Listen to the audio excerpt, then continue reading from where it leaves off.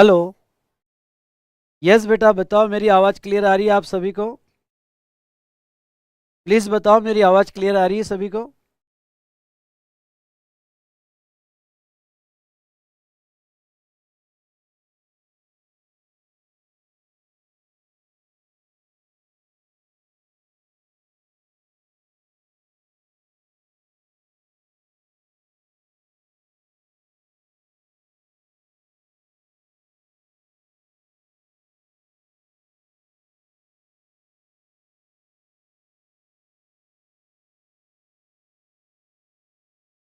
Just a minute बेटा, just a minute.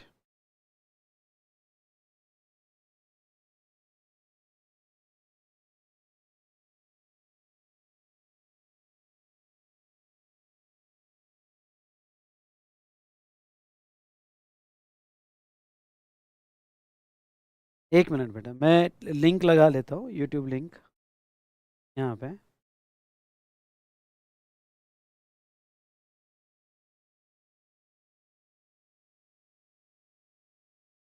क्या हाल चाल है, कैसे हो आप सभी लोग? हमारी रिवीजन अच्छे से चल रही है? एंजॉय कर रहे हो रिवीजन, रैपिड रिवीजन जीएसटी की और सारे सब्जेक्ट्स की? एंजॉय कर रहे हो क्या?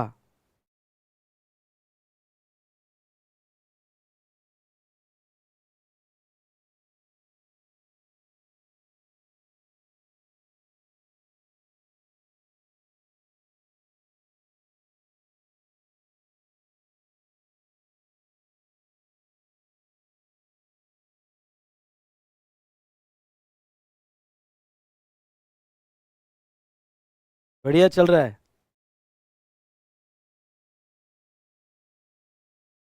चलिए, तो ये जाने दो, मोबाइल में इसमें देख, लिंक नहीं आ रही है।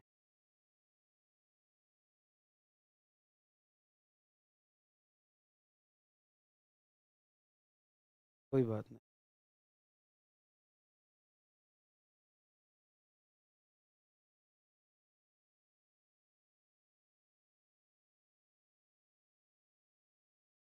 2 मिनट स्टार्ट करते बेटा, 2 मिनट स्टार्ट करते।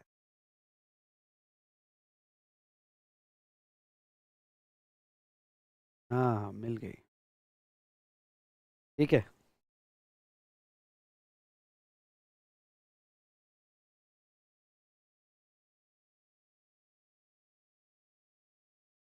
वेल दोस्तों, कैसे हो आप सभी लोग? आई होप आप बहुत अच्छे होंगे और मैं भी बहुत अच्छा हूँ। तो चलिए, आज का हमारा रिवीजन सेशन RR 4.0।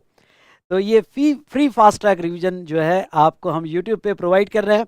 आपको इस फ्री फास्ट ट्रैक रिवीजन के लिए कैसे सब्सक्राइब करना है, तो हमारा पहला वीडियो जरूर देखिएगा जिसमें मैंने पूरा एक्सप्लेन किया हुआ है। और नीचे डिस्क्रिप्शन जरूर देखिएगा, क्योंकि डिस्क्रिप्शन में मैंने यहाँ पे जो है सारी लिंक्स आपको प्रोवाइड कर दी है अमेंडमेंट्स की, और इसकी भी प्लेलिस्ट आपको प्रोवाइड कर दी है। और आपको कैसे सब्सक्राइब करना है वो भी मैंने डिटेल में बता दिया है।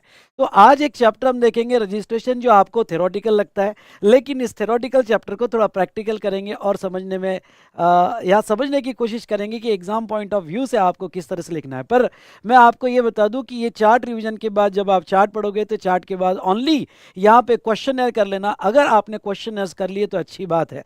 मेरा क्वेश्चन आपके पास है तो एटलीस्ट आपको जो है उसमें से आउट ऑफ अराउंड 30-35 क्वेश्चन है, उसमें से अराउंड 15 to 20 क्वेश्चन सेलेक्ट करना है, स्पेशली आरटीपी के क्वेश्चंस और एग्जामिनेशन क्वेश्चंस, और वो लिख के जरूर देखना है बेटा। तो ये चैप्टर पे सबसे ज़्यादा मार्क्स का एग्जाम में आता है, और ये चैप्टर आपको अच्छे से करके जाना है। हर एग्जाम में इसके ऊपर पूछा जा रहा है, और हर एग्जाम में इसके ऊपर 5 से 10 मार्क के क्वेश्चंस पूछे जा रहे हैं। तो इस चैप्टर को आपको इग्नोर नहीं करना है। तो चलिए दोस्तों, आर यू रेडी? क्या हम स्टार्ट करें? यस और नो? तो एक लंबी सांस लो और एक पॉजिटिव एनर्जी के साथ शुरुआत करते हैं। एक लंबी सांस लो और कहो, जो भी हुआ अच्छा हुआ, जो भी होगा बहुत अच्छा होगा। आई एम कुछ अच्छा करने। तो इस बार जीएसटी में आउट ऑफ 50 40 पार, और टैक्सेशन में 80 पार। Done done done done. Yes और नो? चलो, आते हैं चार्ट पे। और चार्ट है हमारा रजिस्ट्रेशन का, चार्ट है हमारा रजिस्ट्रेशन का। चलिए, अगर मैं आपको थोड़ा फ्लो समझा दूं इसका, तो ये फ्लो आप सेक्शन कैसे याद रखोगे? सेक्शन 22, 23, 24 एक फ्लो बना लेना, फ्लो बना लेना 22, 23, 24। और उसके बाद में यहाँ पे 22 आपको जो रजिस्ट्रेशन का थ्रेशोल्ड अवेलेबल है वो कहाँ तक अवेलेबल है। 23 जो कहता है वो 23 ये कहता है कि कुछ केसेस में आपको रजिस्ट्रेशन लेने की जरूरत नहीं है। सेक्शन 24 कहता है कि कुछ केसेस में आपको इररिस्पेक्टिव ऑफ थ्रेशोल्ड रजिस्ट्रेशन लेना पड़ेगा। चलो, कहाँ कितना थ्रेशोल्ड है, कहाँ नहीं लेना पड़ेगा और कब कंपलसरी लेना पड़ेगा, ये समझ में आ गया। फिर सेक्शन 25 जो बताता है procedure, normal procedure for registration. 26 deem registration, 27 जो है सीटीपी और एनआरटीपी एक कॉन्सेप्ट है। चलिए, तो प्रोसीजर कैसे किया जाए, क्या डॉक्यूमेंटेशन होगा, क्या प्रोसेस होगा, सीटीपी एनआरटीपी का रजिस्ट्रेशन कैसे किया जाए, ये हमने देखा। और फिर 28 हो गया आपका रजिस्ट्रेशन। रजिस्ट्रेशन होने के बाद उसमें अमेंडमेंट क्या किया जाए, कैंसलेशन क्या है, और यहाँ पे ओके रिवोकेशन ऑफ रजिस्ट्रेशन क्या है, ये आपको देखना है।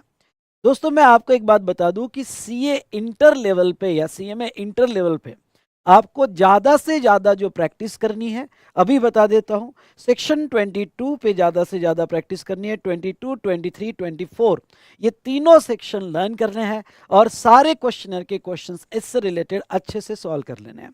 फिर इस बार सीटीपी और एनआरटीपी जो है इसके ऊपर एक सवाल आपको आ सकता है। तो 27 जो है सीटीपी और एनआरटीपी ये अच्छे से करके जाना है। और सेक्शन 29 में कौन से केसेस में आपका कैंसलेशन हो सकता है, ओके कैंसलेशन की सिचुएशंस लर्न करके जाना है।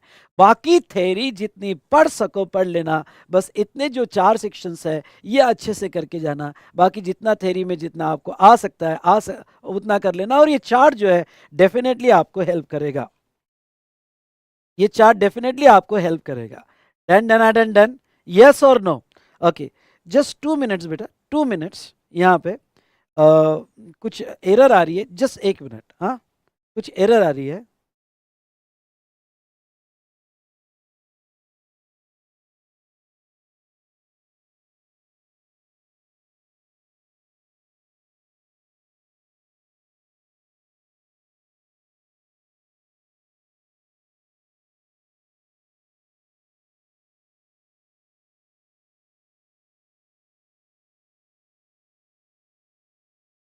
अभी ज्वाइन हो रहा हूँ, जस्ट 2 मिनट्स रुक सकते हो? मैगी मैगी मैगी तो 2 मिनट रुक जाओ। चलो, अभी ज्वाइन हो रहा हूँ, बस हो गया हो गया हो गया, आंखें बंद करो, हो गया, अभी ज्वाइन हो रहा हूँ। ये एरर क्यों आ रहा है देख लो तो, क्योंकि इन बिटवीन बंद हो जाएगा हमारा अगर ये एरर को मैंने सॉल्व नहीं किया तो। साउंड से रिलेटेड एक एरर आ रहा है। हो गया हो गया हो गया हो गया, आंखें बंद करो, देखो हो गया।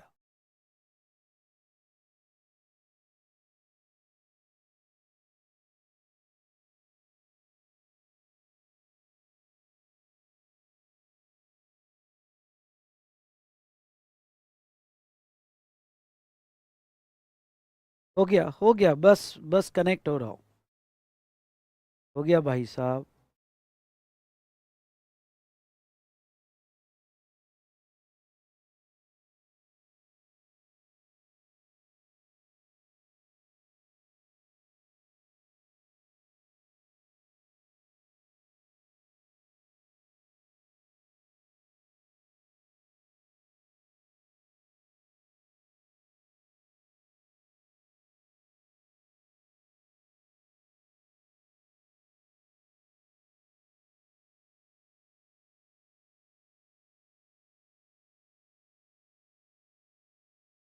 हो गया बेटा, जस्ट क्या एरर बता, 1 मिनट में मैं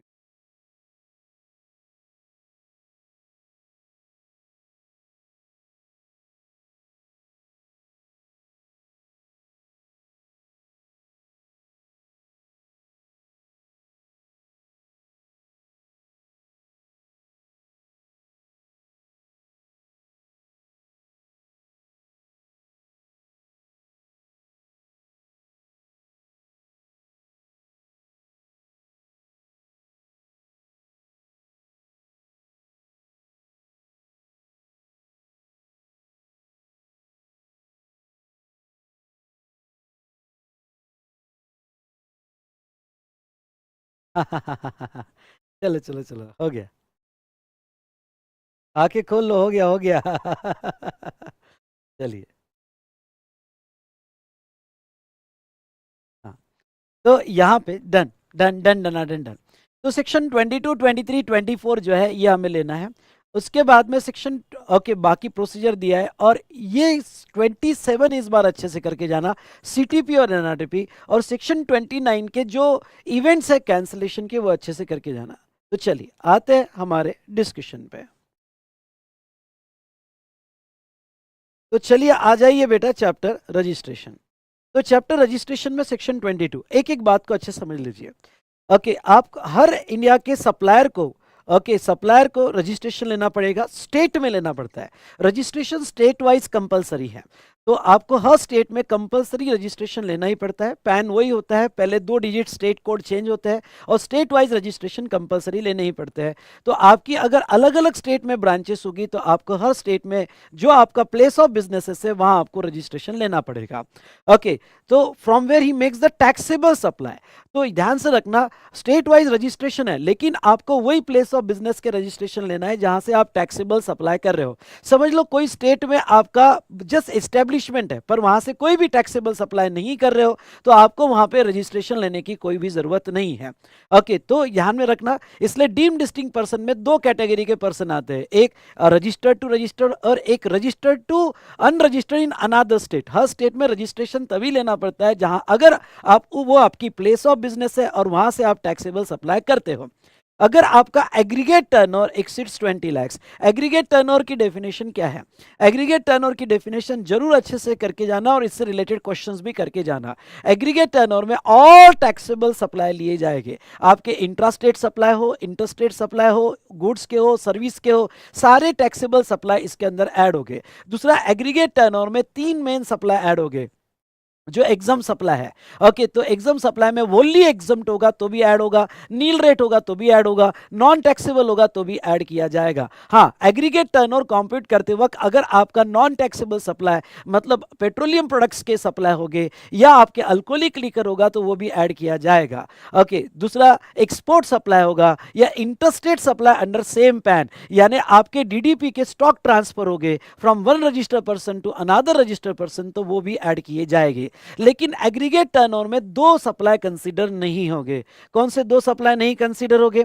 ओके, तो पहला आपके इसमें कंसीडर नहीं होगा, ओके, इनवर्ड सप्लाई जो आरसीएम में है। तो क्यों? क्योंकि टर्नओवर आपका है, टर्नओवर में आउटवर्ड सप्लाई आता है। ओके, अगर आपका इनवर्ड सप्लाई होगा तो वो टर्नओवर में नहीं आता है, क्यों ना वो आरसीएम में होगा। लेकिन प्रॉब्लम सॉल्व करते वक्त इस बात का ध्यान रखना कि इनवर्ड सप्लाई जो है अगर उसका आरसीएम आप ही टैक्स दे रहे होगे तभी वो आपके एग्रीगेट टर्नओवर में नहीं आएगा।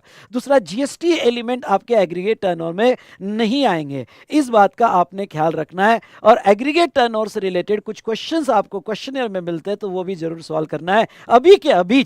जैसे ही मेरा रिवीजन हो जाएगा, ओके, तो आप ट्राई करो। वैसे मेरा ये जो चैप्टर का ओके क्वेश्चन है डिस्क्रिप्शन में लिंक दी गई है, मैं कल या परसों तक अपलोड कर दूंगा, लेकिन आप अभी ट्राई खुद कर लेना, आपके लिए अच्छा रहेगा। ओके, तो ये था एग्रीगेट टर्नओवर का डिस्कशन जिसमें नॉन टैक्सेबल होगा, ओके, एग्जाम भी होगा। और उसका अगर ये टर्नओवर नॉर्मल लिमिट है 20 लाख, अगर ये 20 लाख एक्सीड होता है तो वो आपको रजिस्ट्रेशन करने की जरूरत हो जाती है, ये नॉर्मल लिमिट है, ख्याल रहे। ओके, जब अब सवाल ये अगर आता है कि आपको रजिस्ट्रेशन करना है या नहीं करना है, सवाल ये नहीं है कि आपको टैक्स देना है नहीं देना है, सवाल ये है कि रजिस्ट्रेशन करना है नहीं करना है, तो वो सिचुएशन में all over India PAN basis, क्योंकि एग्रीगेट टर्नओवर का एक क्राइटेरिया है all over India PAN basis, तो all over India PAN basis में अगर आपका all taxable supply plus exempt के तीनों सप्लाई, यानी अगर आपका कोई पेट्रोल पंप होगा, अल्कोहल होगा अंडर सेम पैन, तो वो भी ऐड कर देना। और वो सब कुछ ऐड करके अगर आपका टर्न और 20 लाख क्रॉस हो जाता है तो आपको रजिस्ट्रेशन करने की जरूरत करनी पड़ेगी। ओके, एक इंपॉर्टेंट बात आपको ये बता दूं कि यहाँ पे वेरी ध्यान से सुनना, रजिस्ट्रेशन आपको अगर आपको हर स्टेट में एग्रीगेट टर्नओवर देखना है, जैसे आप महाराष्ट्र में होगा तो एग्रीगेट टर्नओवर जो है वो आपको देखना है, अगर आप गुजरात में हो तो एग्रीगेट टर्नओवर देखना है, आपको उस स्टेट का टर्नओवर नहीं देखना है। और सबका मिला के अगर 20 लाख क्रॉस हो जाता है तो आपको रजिस्ट्रेशन करना पड़ेगा। अगर अच्छा लगा तो थंब दीजिएगा, ओके, तो यहाँ तक आपको मजा आएगा तो MZ टाइप कीजिएगा और लाइक जरूर कीजिएगा। अब इसके आगे का डिस्कशन करते हैं। लेकिन गवर्नमेंट ने even though general limit 20 lakh है, लेकिन अलग अलग स्टेट्स के लिए अलग अलग लिमिट प्रिस्क्राइब की है। क्या ये स्टेट आपको लर्न करने पड़ेंगे? हाँ, लर्न करने पड़ेंगे। अभी तक जितने भी क्वेश्चंस पूछे हैं, बहुत सी बात स्टेट डायरेक्ट दी है और इंस्टीट्यूट आपसे एक्सपेक्ट करती है कि आपको ये लर्न करना पड़ेगा। अरे यस और नो भाई साहब, देखो ओके, मजा आया होगा, लाइक कर रहे होगे तो आगे बढ़ेंगे। चलिए, तो अब ये बात का आप ध्यान रखना है। चलो, तो अब उन्होंने क्या कहा? उन्होंने कहा कि 4 स्टेट हो गए। कौन से? मणिपुर, मिजोरम, नागालैंड, त्रिपुरा। ओके, मणिपुर, मिजोरम, नागालैंड, त्रिपुरा होगा। तो अगर उस इन स्टेट में अगर ट्रेडर होगा, सप्लायर ऑफ गुड्स होगा या सप्लायर ऑफ सर्विस होगा या गुड्स प्लस सर्विस होगा, तो एक्सक्लूसिव सप्लायर ऑफ गुड्स होगा, सप्लायर ऑफ सर्विस होगा या supplier of goods plus service होगा। तो दोनों केस में यहाँ पे 10 लाख का ही लिमिट है, यहाँ पे 10 लाख का ही लिमिट है। ओके, ध्यान से सुनिएगा। तो इसको कैसे लर्न करना? स्टेट्स को त्रिमनी वाला नाग मुझे दिखा, लिख देना।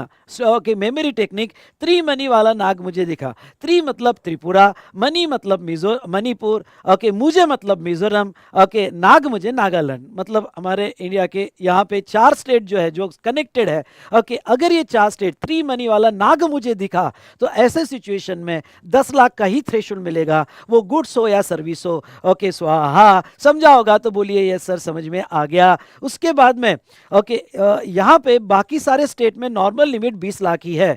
बाकी सारे स्टेट में नॉर्मल लिमिट 20 लाख ही है। ओके, वो गुड्स हो या सर्विस हो। लेकिन ओके, आपकी जो थ्रेशोल्ड लिमिट है ओके, वो एक्सटेंड हो सकती है 20 से 40 लाख तक। आपकी थ्रेशोल्ड लिमिट एक्सटेंड हो सकती है 20 से 40 लाख तक। लेकिन ये 40 लाख की लिमिट जो है ओके, वो कुछ कंडीशंस पे मिलती है। क्या कंडीशंस है बोलिए?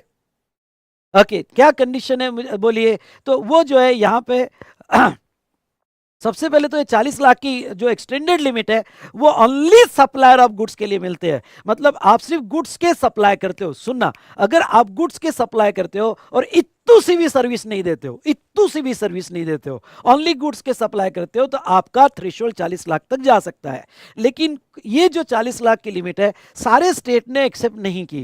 यानी 40 लाख की लिमिट जो है even though supply of goods होगा, पर कुछ स्टेट ने एक्सेप्ट नहीं किया। कौन से स्टेट ने ये 40 लाख का लिमिट एक्सेप्ट नहीं किया? और त्रिमनी वाला नाग मुझे दिखा, इन स्टेट ने नहीं लिया। और पुमा टी शर्ट मतलब ओके, पौंडीचेरी, उत्तराखंड, मेघालय, अरुणाचल प्रदेश, तेलंगाना, सिक्किम, इसको कैसे याद रखें? Puma, PUMA, T shirt, TS, तो पूमा टी शर्ट होगा। ओके, तो इन स्टेट ने 40 लाख का लिमिट एक्सेप्ट नहीं किया। मतलब इन स्टेट में 40 लाख का थ्रेशोल्ड कभी नहीं मिलेगा। ओके, बाकी सारे स्टेट में इंक्लूडिंग आसाम, जम्मू एंड कश्मीर, हिमाचल प्रदेश और रेस्ट ऑफ ऑल स्टेट जो होंगे तो 40 लाख का थ्रेशोल्ड मिल सकता है। बस कंडीशन इतनी है कि सप्लायर ओनली गुड्स में होना चाहिए। मतलब क्या होगा? मतलब अगर सप्लायर सर्विस होगा या सर्विस प्लस गुड्स होगा तो 20 लाख ही मिलेगा। अब इसको एक और वे में याद रखना कि यहां पे 20 लाख का लिमिट, 40 लाख का लिमिट कभी भी सप्लायर ऑफ सर्विस को नहीं है, वो ओनली गुड्स को है। और वो भी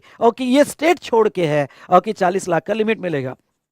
ओके, समझा? क्या समझा होगा तो यस बोलिए फटाफट, समझा होगा तो यस बोलिए और लाइक ठोकिए। ओके, और आप कमेंट जरूर देखना बाद में, अगर आप डाउनलोड करके या बाद में वीडियो देख रहे होगे ओके, तो आपकी कमेंट्स मुझे मोटिवेट करते रहेगी, तो कमेंट जरूर दीजिएगा और ये वीडियो ज़्यादा से ज़्यादा शेयर कीजिएगा अगर आपको पसंद आया तो। अब 40 लाख का थ्रेशोल्ड लिमिट जो है ओके, वो 40 लाख का थ्रेशोल्ड लिमिट यहाँ पे कौन से केस में अवेलेबल नहीं है? If required to take a compulsory registration. हाँ, अगर आप कंपलसरी रजिस्ट्रेशन लेते हो ओके, एक मिनट, ये स्क्रैच कर दो, थोड़ा नीचे लिखेंगे।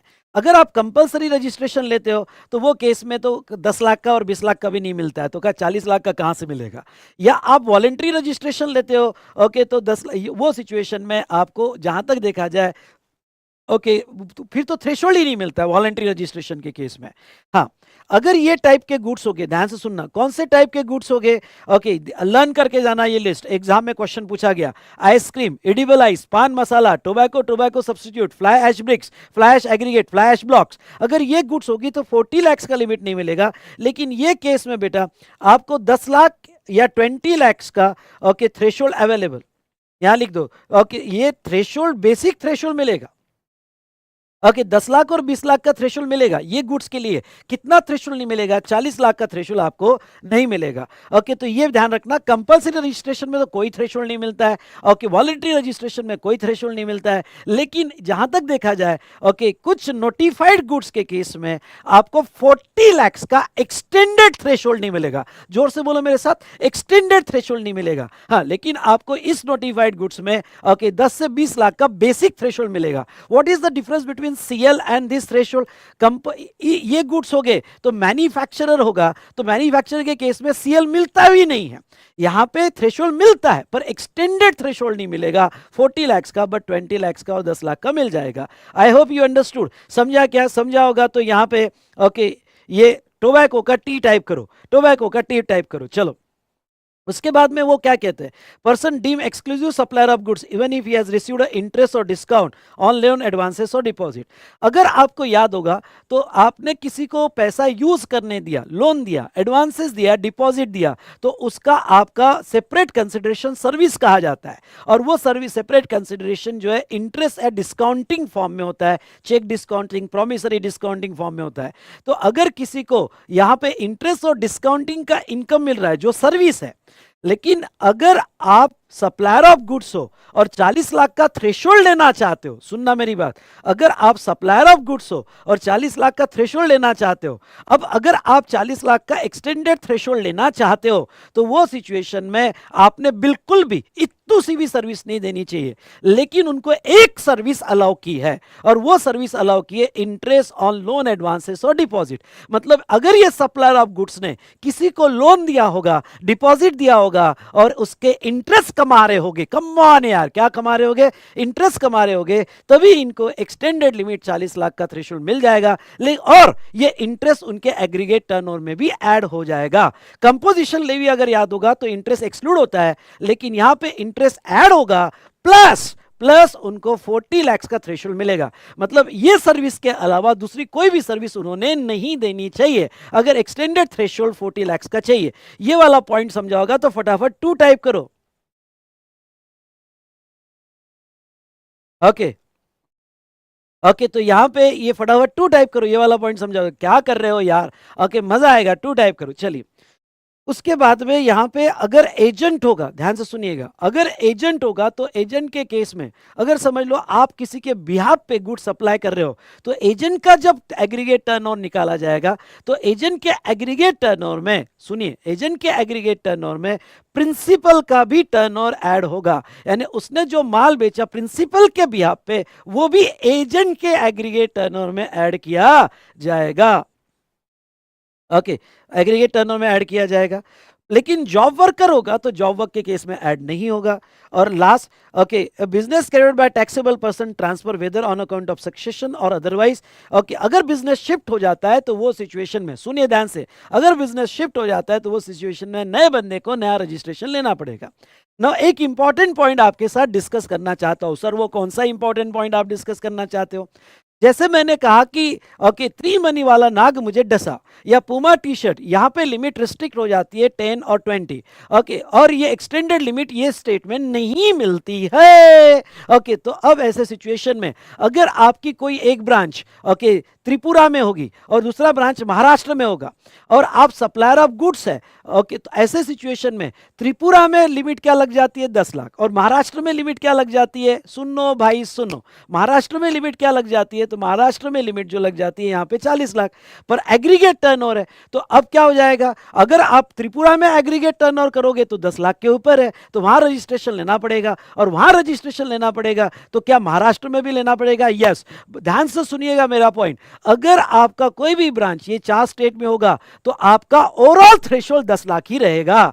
क्योंकि अगर एक जगह आपने रजिस्ट्रेशन लिया तो फिर सभी जगह लेना पड़ेगा। लाइक अ कंपोजिशन लेवी, मिलेगी तो सबको मिलेगी, नहीं तो किसी को नहीं मिलेगी। वैसे ही यहाँ पे एक जगह रजिस्ट्रेशन लिया तो आपको सब जगह लेना पड़ेगा, तो आपका ओवरऑल थ्रेशोल्ड 10 लाख हो जाएगा। अगर आप इस स्टेट में हो, एक आधी भी ब्रांच इस स्टेट में हो, तो आपको ओवरऑल थ्रेशोल्ड 20 लाख हो जाएगा।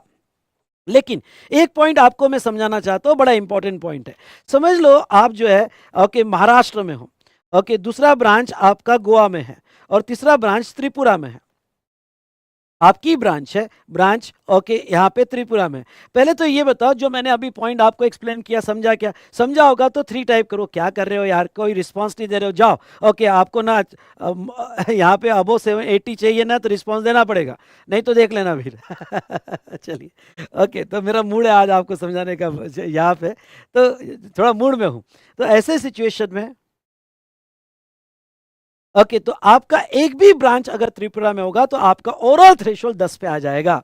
ओके, ध्यान से सुनिएगा, समझ में आया क्या? अब समझ लो आप जो त्रिपुरा में है, चलो ये एग्जांपल थोड़ा बाद में लेता हूँ, ये एग्जांपल थोड़ा बाद में लेता हूँ, पहले सेक्शन 23 समझा देता हूँ, फिर बाद में लेता हूँ। 22 समझ में आया क्या? समझ में आया, वेरी गुड। अब यहाँ पे सेक्शन 23, अगर 23 जो है यहाँ पे आप, अब ये बहुत ही इंपॉर्टेंट सेक्शन है, ये एग्जाम में बहुत बार, यानी क्या करना आपने, सेक्शन 22, 23, 24 के क्वेश्चन निचोड़ लेना भाई। ओके, अच्छे से पढ़ के चले जाना सारे question.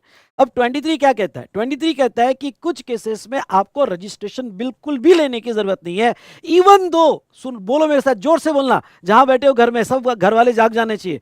Even though your aggregate turnover exceeds threshold 10, 20, 40, even though aggregate turnover exceeds 10, 20, 40, तभी आपको रजिस्ट्रेशन लेने की कोई भी जरूरत नहीं है। भाई कौन सी ऐसी केसेस है जहां रजिस्ट्रेशन ही नहीं लेना पड़ता है? पहला, okay, you engage exclusively in supply of non liable to tax. Okay, ऐसा सप्लाई कर रहे हो जिसके ऊपर लेवी नहीं है, वहां मतलब वो प्लेस ऑफ बिजनेस से, बोलो मेरे साथ, वो प्लेस ऑफ बिजनेस से एक्सक्लूसिव ऐसा सप्लाई कर रहे हो, एक्सक्लूसिव ऐसा सप्लाई कर रहे हो वो प्लेस ऑफ बिजनेस से जहां पे ओके वो जो नॉन टैक्सेबल सप्लाई, समझ लो आपका पेट्रोल पंप है, ओके आपका वाइन शॉप है, और आप एक्सक्लूसिवली वही सप्लाई वो प्लेस ऑफ बिजनेस से कर रहे हो, तो आपको वहां रजिस्ट्रेशन लेने की जरूरत नहीं है। इवन दो वाइन का बिजनेस जो है आपका करोड़ों में चल रहा होगा, तभी रजिस्ट्रेशन लेने की जरूरत नहीं है। पेट्रोल का बिजनेस आपका करोड़ों में चल रहा होगा, तभी जीएसटी में रजिस्ट्रेशन लेने की जरूरत नहीं है। या वोनली एग्जाम सप्लाई होगा, अगर आपका कोई अगर एक सप्लाई है और वो प्लेस ऑफ बिजनेस से आप वोनली एग्जाम सप्लाई कर रहे हो, तो आपको फिर एग्रीगेट टर्नओवर यानी ये थ्रेशोल्ड लिमिट अप्लीकेबल नहीं होगी, और ये थ्रेशोल्ड लिमिट अप्लीकेबल नहीं होगी, ये 20 लाख का रिस्ट्रिक्शन अप्लीकेबल नहीं होगा, और you are not liable to register, आपका टर्नओवर कितना भी हो, आपका टर्नओवर कितना भी हो। उसके बाद में सेकंड एग्रीकल्चरिस्ट, सेकंड एग्रीकल्चरिस्ट, तो एग्रीकल्चरिस्ट अगर आप होगे और to the extent of supply produce from out of cultivation of land, तो सेकंड उन्होंने दिया कि अगर आप एग्रीकल्चरिस्ट होगे, what do mean by agriculturist? Agriculturist की डेफिनेशन नीचे मैंने चार्ट में दी है, क्या सुपर्ब चार्ट है। ओके यहाँ पे एवरीथिंग इज कवर्ड। तो एग्रीकल्चरिस्ट मींस इंडिविजुअल और एचयूएफ, ओके इंडिविजुअल और एचयूएफ है, और who undertakes the cultivation of land. Speed is okay, speed okay है क्या आपके लिए? ओके तो फटाफट ओके टाइप करो, स्पीड ओके होगी तो ओके टाइप करो, चलो वेरी गुड। तो अब समझ लो आप एग्रीकल्चरिस्ट हो, मतलब क्या? मतलब इंडिविजुअल हो, एचयूएफ हो, और खुद काम कर रहे हो खेत पे, ओके पसीना निकाल निकाल के काम कर रहे हो, ओन लेबर, खुद का लेबर यूज कर रहे हो खेत पे, या फैमिली पूरी लगा के रखी है खेत पे, या सर्वेंट ऑन वेजेस लगा के रखे, उसे एग्रीकल्चरिस्ट कहा जाएगा। तो इंडिया का किसान अगर उत्पादन करके यानी कल्टीवेशन ऑफ लैंड से प्रोड्यूस करके, इंडिया का किसान अगर माल बेचता है, ओके, और वो माल बेचता है जो उसने प्रोड्यूस किया है, तो भाई कितने का भी बेचे, कितने का भी टर्न ओवर करो, तू गन्ने का टर्न ओवर कर रहा है, तू ओके मैंगो का टर्न ओवर कर रहा है, तू ओके व्हीट और राइस का जो तूने प्रोड्यूस किया है वो तू किसान बेच, 20 लाख के ऊपर बेच, 200 करोड़ में बेच, 300 करोड़ में केस, ओके मेरे देश की धरती सोना उगले उगले हीरे मोती, तुझे रजिस्ट्रेशन लेने की जरूरत नहीं है, तुझे रजिस्ट्रेशन लेने की जरूरत नहीं है। तो किसान को रजिस्ट्रेशन लेने की जरूरत नहीं है, कितना भी टर्नओवर हो, ओके, पर एक्सक्लूसिव सप्लाई होना चाहिए, ये सप्लाई भी आपका एक्सक्लूसिव होना चाहिए, एक्सक्लूसिव सप्लाई होना चाहिए। तीसरा, person who are only engage in making supplies on which tax liable to be paid under reverse charge basis, मतलब क्या? ओके ऐसा पर्सन जो ओनली वो सप्लाई कर रहा है जो रिवर चार्ज में, एग्जांपल लॉयर, लॉयर ऐसा आउटवर्ड सप्लाई कर रहा है जिसका टैक्स रिसिपिएंट देगा, रिवर चार्ज में रिसिपिएंट देगा, और लॉयर लीगल सर्विस के अलावा दूसरी कोई सर्विस नहीं ले रहा है, तो लॉयर को रजिस्ट्रेशन लेने की जरूरत नहीं है। जीटीए, जीटीए एक्सक्लूसिव ऐसा सप्लाई कर रहा है जो रिवर चार्ज में है, तो जीटीए को रजिस्ट्रेशन लेने की कोई जरूरत नहीं है। ओके डायरेक्टर अगर सर्विस दे रहा है बॉडी कॉर्पोरेट को एक्सक्लूसिव, दूसरा कोई सप्लाई नहीं करता है, तो उसको रजिस्ट्रेशन लेने की कोई जरूरत नहीं है। ओके, तो जो सप्लायर है जिनका आउटवर्ड सप्लाई, मुंह घुमा के बोलो, जिनका आउटवर्ड सप्लाई रिवर्स चार्ज में और उसका टैक्स रिसिपिएंट देगा, तो सप्लायर को जहां तक देखा रजिस्ट्रेशन लेने की जरूरत नहीं है। ओके, बोला मुंह घुमा के, यस, वेरी गुड। तो ये 3 केसेस लर्न करके जाना, और ये 3 केसेस में आपको रजिस्ट्रेशन लेने की जरूरत नहीं है वो प्लेस ऑफ बिजनेस का जहां से आप एक्सक्लूसिव सप्लाई कर रहे हो, जहां से आप एक्सक्लूसिव सप्लाई कर रहे हो। नाउ ओके, अब ध्यान से सुनिएगा यहां पे। ओके, ये वर्ड है एक्सक्लूसिव, एक्सक्लूसिव ओनली, मतलब क्या? मतलब आपने उस प्लेस ऑफ बिजनेस से, कम ऑन, उस प्लेस ऑफ बिजनेस से आपने दूसरा कोई सप्लाई नहीं करना चाहिए। लेकिन समझ लो सर, उस प्लेस ऑफ बिजनेस से मैं टैक्सेबल भी कर रहा हूं और एग्जाम भी कर रहा हूं, तो क्या होगा? अगर आपने टैक्सेबल का फ्लेवर ऐड किया एग्जाम के साथ, तो फिर सेक्शन 22 लग जाता है, और फिर एग्रीगेट टर्नओवर का थ्रेशोल्ड लिमिट लग जाता है, और उस एग्रीगेट टर्नओवर में ये एग्जाम भी ऐड हो जाता है। ओके, फिर आपको 20 लाख का रिस्ट्रिक्शन लग जाएगा, और 20 लाख पे आपको रजिस्ट्रेशन लेना पड़ेगा, या 10 लाख का या 40 लाख का रिस्ट्रिक्शन लग जाएगा, और आपको थ्रेशोल्ड की रिस्ट्रिक्शन लग के आपको रजिस्ट्रेशन लेना पड़ेगा। हाँ, रजिस्ट्रेशन लेने के बाद आपको टैक्स तो सिर्फ टैक्सेबल पे ही देना है, एग्जाम पे नहीं देना है, पर रजिस्ट्रेशन लेने के लिए ये थ्रेशोल्ड अप्लीकेबल हो जाएगा। मतलब जब तक आप बैचलर हो, एक्सक्लूसिव एक्सक्लूसिव एक्सक्लूसिव, ओके, जब तक आप यही सप्लाई कर रहे हो, बैचलर हो, तब तो कोई रिस्ट्रिक्शन नहीं, कोई थ्रेशोल्ड का रिस्ट्रिक्शन नहीं, कितना भी घूमो, किधर भी घूमो, कोई पूछने वाला नहीं है, कोई जीएसटी में रजिस्ट्रेशन करने की जरूरत नहीं है। लेकिन जैसे ही आप बैचलर नहीं रहे, गर्लफ्रेंड आ गई या शादी हो गई, तो फिर बेटा थ्रेशोल्ड लग जाता है, और थ्रेशोल्ड में एग्रीगेट हो जाता है। वो कहती है या वो कहता है कि कहां जा रहे हो, मैं भी चलूंगी, मतलब एग्रीगेट टर्नओवर हो जाएगा, और एग्रीगेट टर्नओवर हो जाएगा तो वो सिचुएशन में ओके, आपका एग्जाम प्लस टैक्सेबल मिला के 20 लाख का, 10 लाख का या 40 लाख का लिमिट लग जाएगा। स्वाहा। तो ये जो है वो सिर्फ एक्सक्लूसिव वाले को है, अगर तुम्हारा साथ साथ में टैक्सेबल होगा तो फिर एग्रीगेट की लिमिट आपको लग जाएगी। समझा? क्या समझा होगा तो बोलिए यस सर, समझ में आया।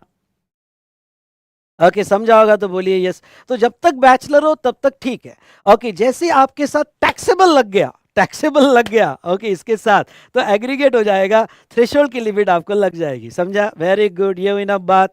ओके, चलो अब मैं आपको एक एग्जांपल लेना चाहूंगा, जो मैं चाहता हूं कि ये एग्जांपल आप याद रखें। क्या?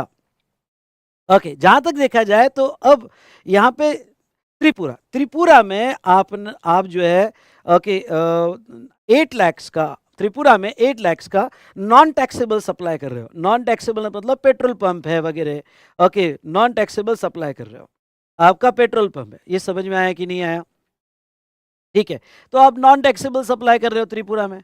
अब महाराष्ट्र में, और आप सप्लायर ऑफ गुड्स हो, सारे सारे जगह गुड सप्लाई कर रहे हो। ओके, महाराष्ट्र में आपका 20 लाख है, और गोवा में आपका 10 लाख है। ओके, गोवा में आपका 10 लाख है। पर भाई साहब, मैंने क्या कहा, एक भी ब्रांच अगर त्रिपुरा में या त्रिमनी वाला नाग डस जाता है तो उतना ही लिमिट लग जाता है, तो फिर एक भी ब्रांच होगा तो आपकी ओवरऑल लिमिट 10 ही हो जाएगी फिर तो।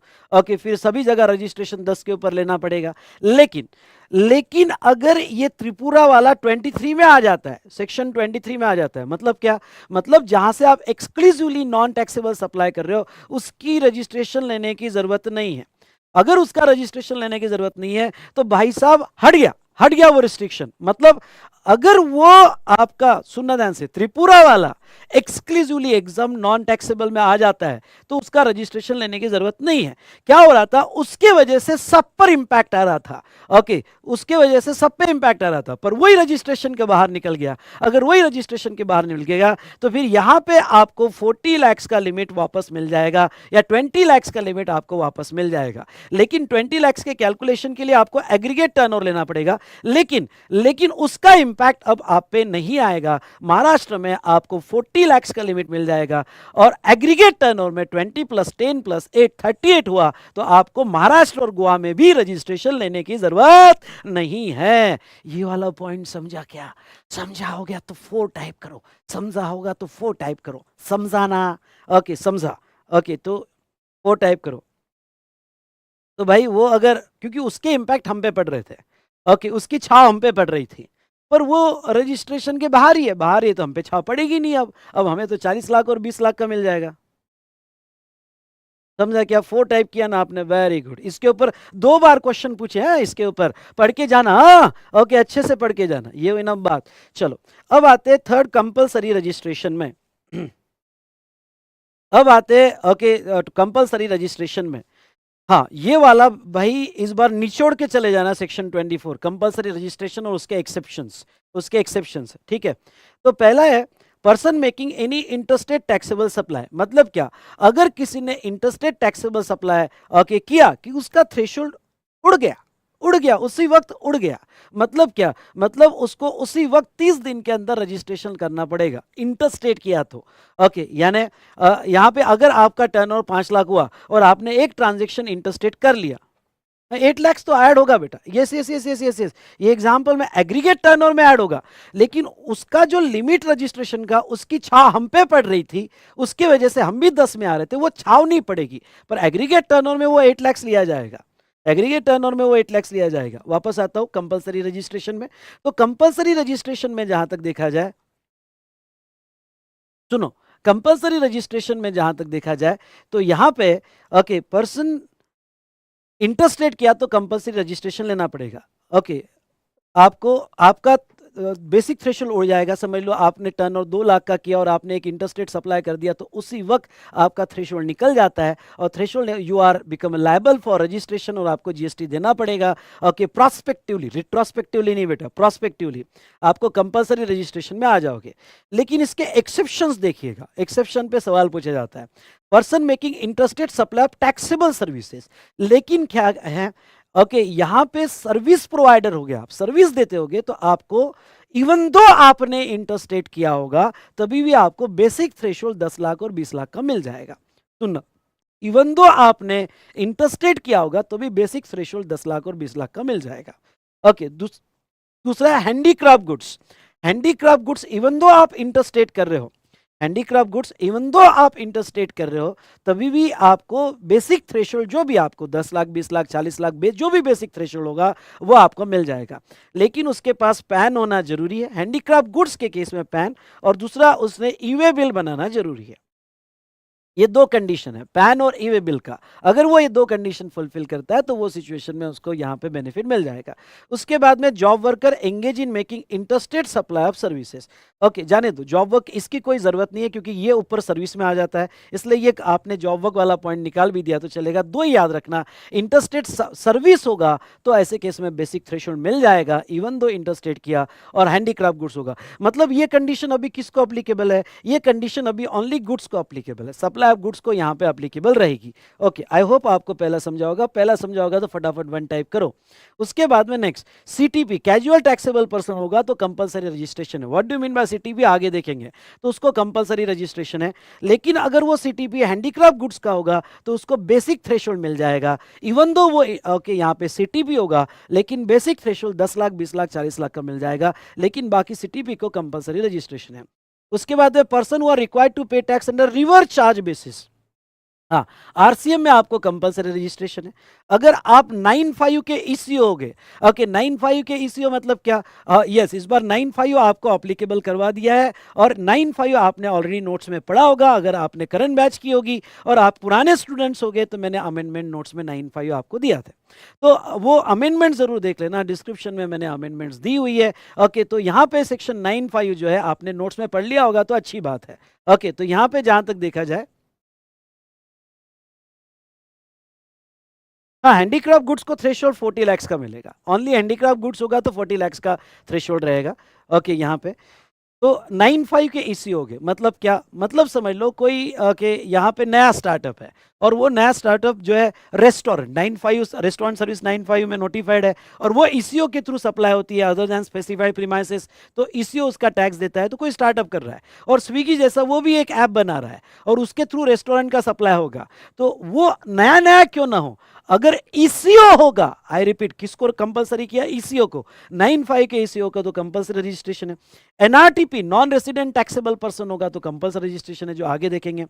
Person who required to deduct tax TDS under section 51, कुछ याद आया? टीडीएस और टीसीएस का चैप्टर आपने किया होगा, तो ये जो है टीडीएस में ओके गवर्नमेंट याद आ रहा है, गवर्नमेंट, उसके बाद में government agencies, authorities, PSU, society, अगर ये लोकल अथॉरिटी, ये अगर ये इनको कोई सप्लाई करता है तो ये टीडीएस डिडक्ट करते हैं।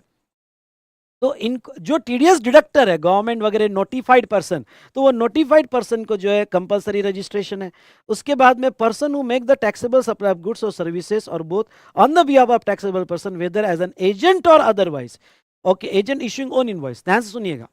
अगर कोई एजेंट पैरा 3 ऑफ शेड्यूल 1 का होगा, सुनिए, ओके, कोई एजेंट अगर पैरा 3 ऑफ शेड्यूल 1 का होगा जो खुद का इनवॉइस देता है, वेरी इंपॉर्टेंट, जो खुद का इनवॉइस देता है, तो उसे भी कंपलसरी रजिस्ट्रेशन लेना पड़ता है। ओके, तो दो टाइप के एजेंट है। अगर कोई एजेंट खुद का इनवॉइस दे रहा है तो कंपलसरी रजिस्ट्रेशन है, और कोई एजेंट खुद का इनवॉइस नहीं दे रहा है तो वो केस में उसके एग्रीगेट टर्नओवर में प्रिंसिपल का भी टर्नओवर ऐड होता है, जो हमने पहले देखा। ओके, तो अगर एजेंट खुद का इनवॉइस नहीं दे रहा है तो उसको थ्रेशोल्ड मिलेगा, उसको थ्रेशोल्ड मिलेगा, पर उसके एग्रीगेट टर्नओवर में प्रिंसिपल का भी टर्नओवर ऐड होगा। और अगर एजेंट खुद का इनवॉइस दे रहा होगा तो कंपलसरी रजिस्ट्रेशन में। फिर आईएसडी है, इनपुट सर्विस डिस्ट्रीब्यूटर। ओके, उसके बाद में every electronic commerce operator issue who is required to deduct TCS under section 52। Okay, तो यहाँ पे सेक्शन 52 में जो टीसीएस डिडक्ट करेंगे ऐसे ईसीओ जो 95 के नहीं है, जो नॉर्मल ईसीओ जिसके थ्रू अमेजॉन, फ्लिपकार्ट वगैरह जिसके थ्रू माल बेचा जा रहा है। टीडीएस टीसीएस चैप्टर आपने किया होगा बेटा, ओके, आई एक्सपेक्ट आपने किया होगा। तो ऐसे सिचुएशन में जो टीसीएस कटेंगे वो भी यहाँ पे जो है, ओके, उनको भी कंपलसरी रजिस्ट्रेशन है। 9 इस बार अच्छे से पढ़ के जाना, और इसके अमेंडमेंट्स भी अच्छे से पढ़ के जाना। तो वो देखो, person who supply the goods और सर्विसेज और both other than supply specified under section 95 through such ECO who is required to collect tax at source. मतलब क्या, मतलब थोड़ा आपको मैं यहाँ समझा दूं, ठीक है। समझ लो, एक सप्लायर है और ईसीओ इलेक्ट्रॉनिक कॉमर्स ऑपरेटर है, और ये रिसिपिएंट है। ये अपना गुड्स ईसीओ के थ्रू बेच रहा है और ये ईसीओ 95 का नहीं है, ये ईसीओ टीसीएस कट करेगा। तो ऐसे केस में वो क्या कहते हैं, अगर कोई सप्लायर है, कोई सप्लायर है और वो ऐसे ईसीओ के थ्रू सप्लाई कर रहा है जो सेक्शन 52 में, ओके, क्या डिडक्ट करेंगे, जो सेक्शन 52 में टीसीएस डिडक्ट करेंगे, तो इस सप्लायर को रजिस्ट्रेशन लेना पड़ेगा। रजिस्ट्रेशन कंपलसरी लेना पड़ेगा। किसको लेना पड़ेगा? सप्लायर, क्योंकि अगर उसका रजिस्ट्रेशन नहीं लिया तो टीसीएस कैसे काटेंगे भाई? इसको तो टीसीएस काटना पड़ेगा। अमेजॉन, फ्लिपकार्ट जो भी होगा तो उनको टीसीएस काटना पड़ेगा। समझा कि नहीं समझा? समझा होगा तो जोर से लाइक करो। टीसीएस तो काटना पड़ेगा। लेकिन इसके दो एक्सेप्शन है। एक्सेप्शन है मतलब क्या? मतलब ओके, कुछ लोग अगर ईसीओ के थ्रू सप्लाई भी करते हैं जो टीसीएस काटेंगे, ओके, तो भी उनको बेसिक थ्रेशोल्ड मिलेगा। कंपलसरी रजिस्ट्रेशन करने की जरूरत नहीं है, बेसिक थ्रेशोल्ड मिलेगा 10, 20, 40 का। तो कौन से दो एक्सेप्शन है? ओके, तो देखो वो ईसीओ को यहां पे उन्होंने एक्सेप्शन जो दिया है, ध्यान से सुनिएगा। यहां पे जो उन्होंने एक्सेप्शन दिया है, वो पहला एक्सेप्शन जो दिया है बेटा यहाँ पे, okay, person making supply of services through eco is exempted from obtaining registration till threshold. अगर वो सर्विस का सप्लायर है और वो ईसीओ के थ्रू सर्विस दे रहा है और ईसीओ के थ्रू जो टीसीएस कट करेगा, तो सप्लायर ऑफ सर्विस होगा तो उसको बेसिक थ्रेशोल्ड मिलेगा, उसको कंपलसरी रजिस्ट्रेशन करने की जरूरत नहीं है। और अभी जो ऐड किया है वो है supplier of the goods. Okay, हाँ, अब देखो ये क्यों ऐड किया है मैंने, यहाँ पे आपको ऑलरेडी पढ़ा हुआ है, फिर से पढ़ा होगा। सप्लाइंग ऑफ द गुड्स को भी ऐड कर दिया। अब ये जो है यहाँ पे सप्लाइंग ऑफ द गुड्स का मतलब क्या? मतलब ये हुआ कि जो छोटे छोटे रिटेलर है, अब देखो ई कॉमर्स का जमाना है भाई, अगर छोटे छोटे बिजनेसमैन जिनका धंधा 5 लाख 6 लाख भी होगा, पर ये छोटे छोटे बिजनेसमैन अगर प्लेटफॉर्म पे नहीं आएंगे ई कॉमर्स के तो मर जाएंगे।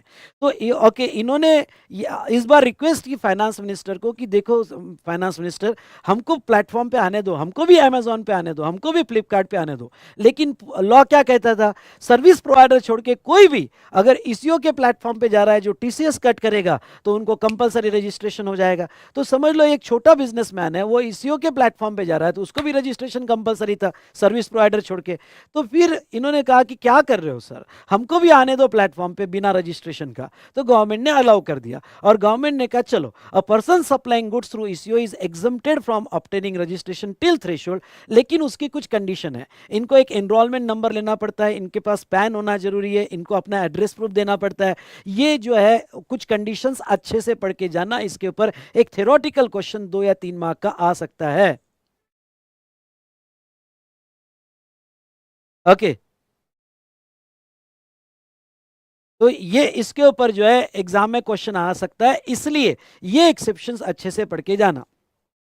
उसके बाद में person having OIDR services from a place outside India to a person in India other than registered person.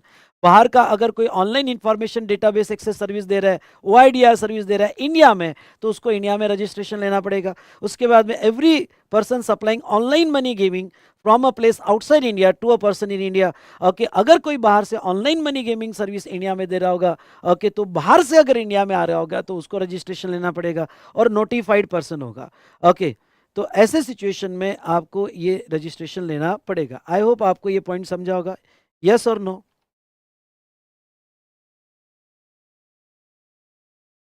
अब मैं आपको एक बात बता दूं, ये जो यहाँ पे OIDR आपको अप्लीकेबल नहीं है, इंटर लेवल पे अप्लीकेबल नहीं है, स्क्रैच कर दो। ऑनलाइन मनी गेमिंग आपको अप्लीकेबल नहीं है, स्क्रैच कर दो। ओके, मतलब बाहर के लोग इंडिया में सर्विस प्रोवाइड करते हैं, OIDR सर्विस और ऑनलाइन मनी गेमिंग, तो रजिस्ट्रेशन लेना पड़ता है। अगर आप इंटर लेवल पे होगे तो ये पढ़ो मत। ओके, स्क्रैच कर दो, ये इसकी ज़रूरत नहीं है। तो जहाँ पे भी आपको OIDR या ऑनलाइन मनी गेमिंग आएगा तो वो पार्ट आपको नहीं पढ़ना है, छोड़ देना है। डन?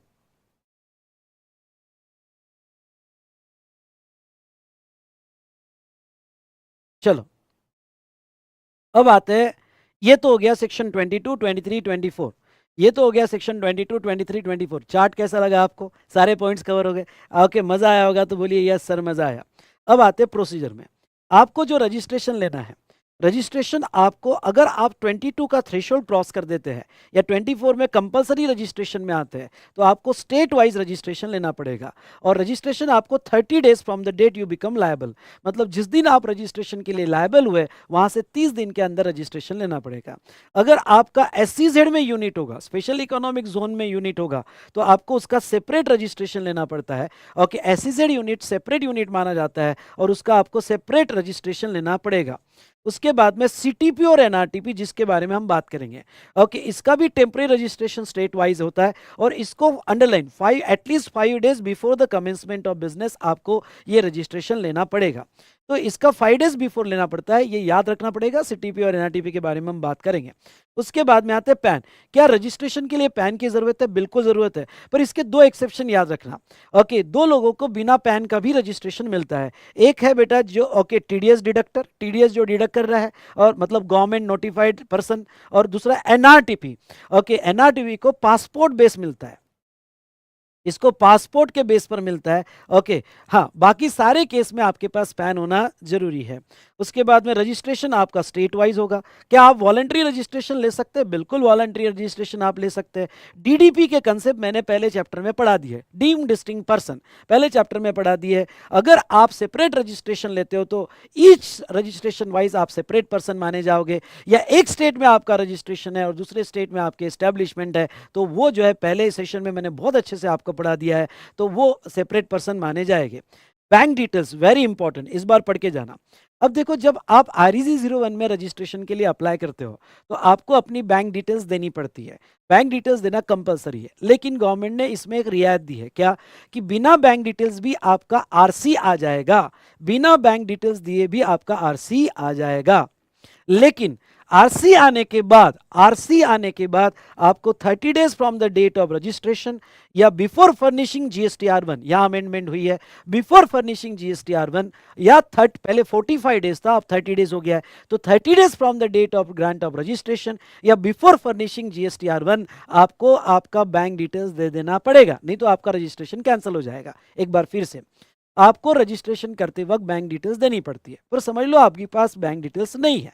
अगर आपके पास बैंक डिटेल्स नहीं है तो कोई बात नहीं, डरने की जरूरत नहीं है, आपको RC मिल जाएगी। लेकिन RC मिलने के बाद आपको 30 दिन के अंदर या फिर before filing GSTR1 which ever is earlier आपको सारी बैंक डिटेल्स देनी पड़ेगी।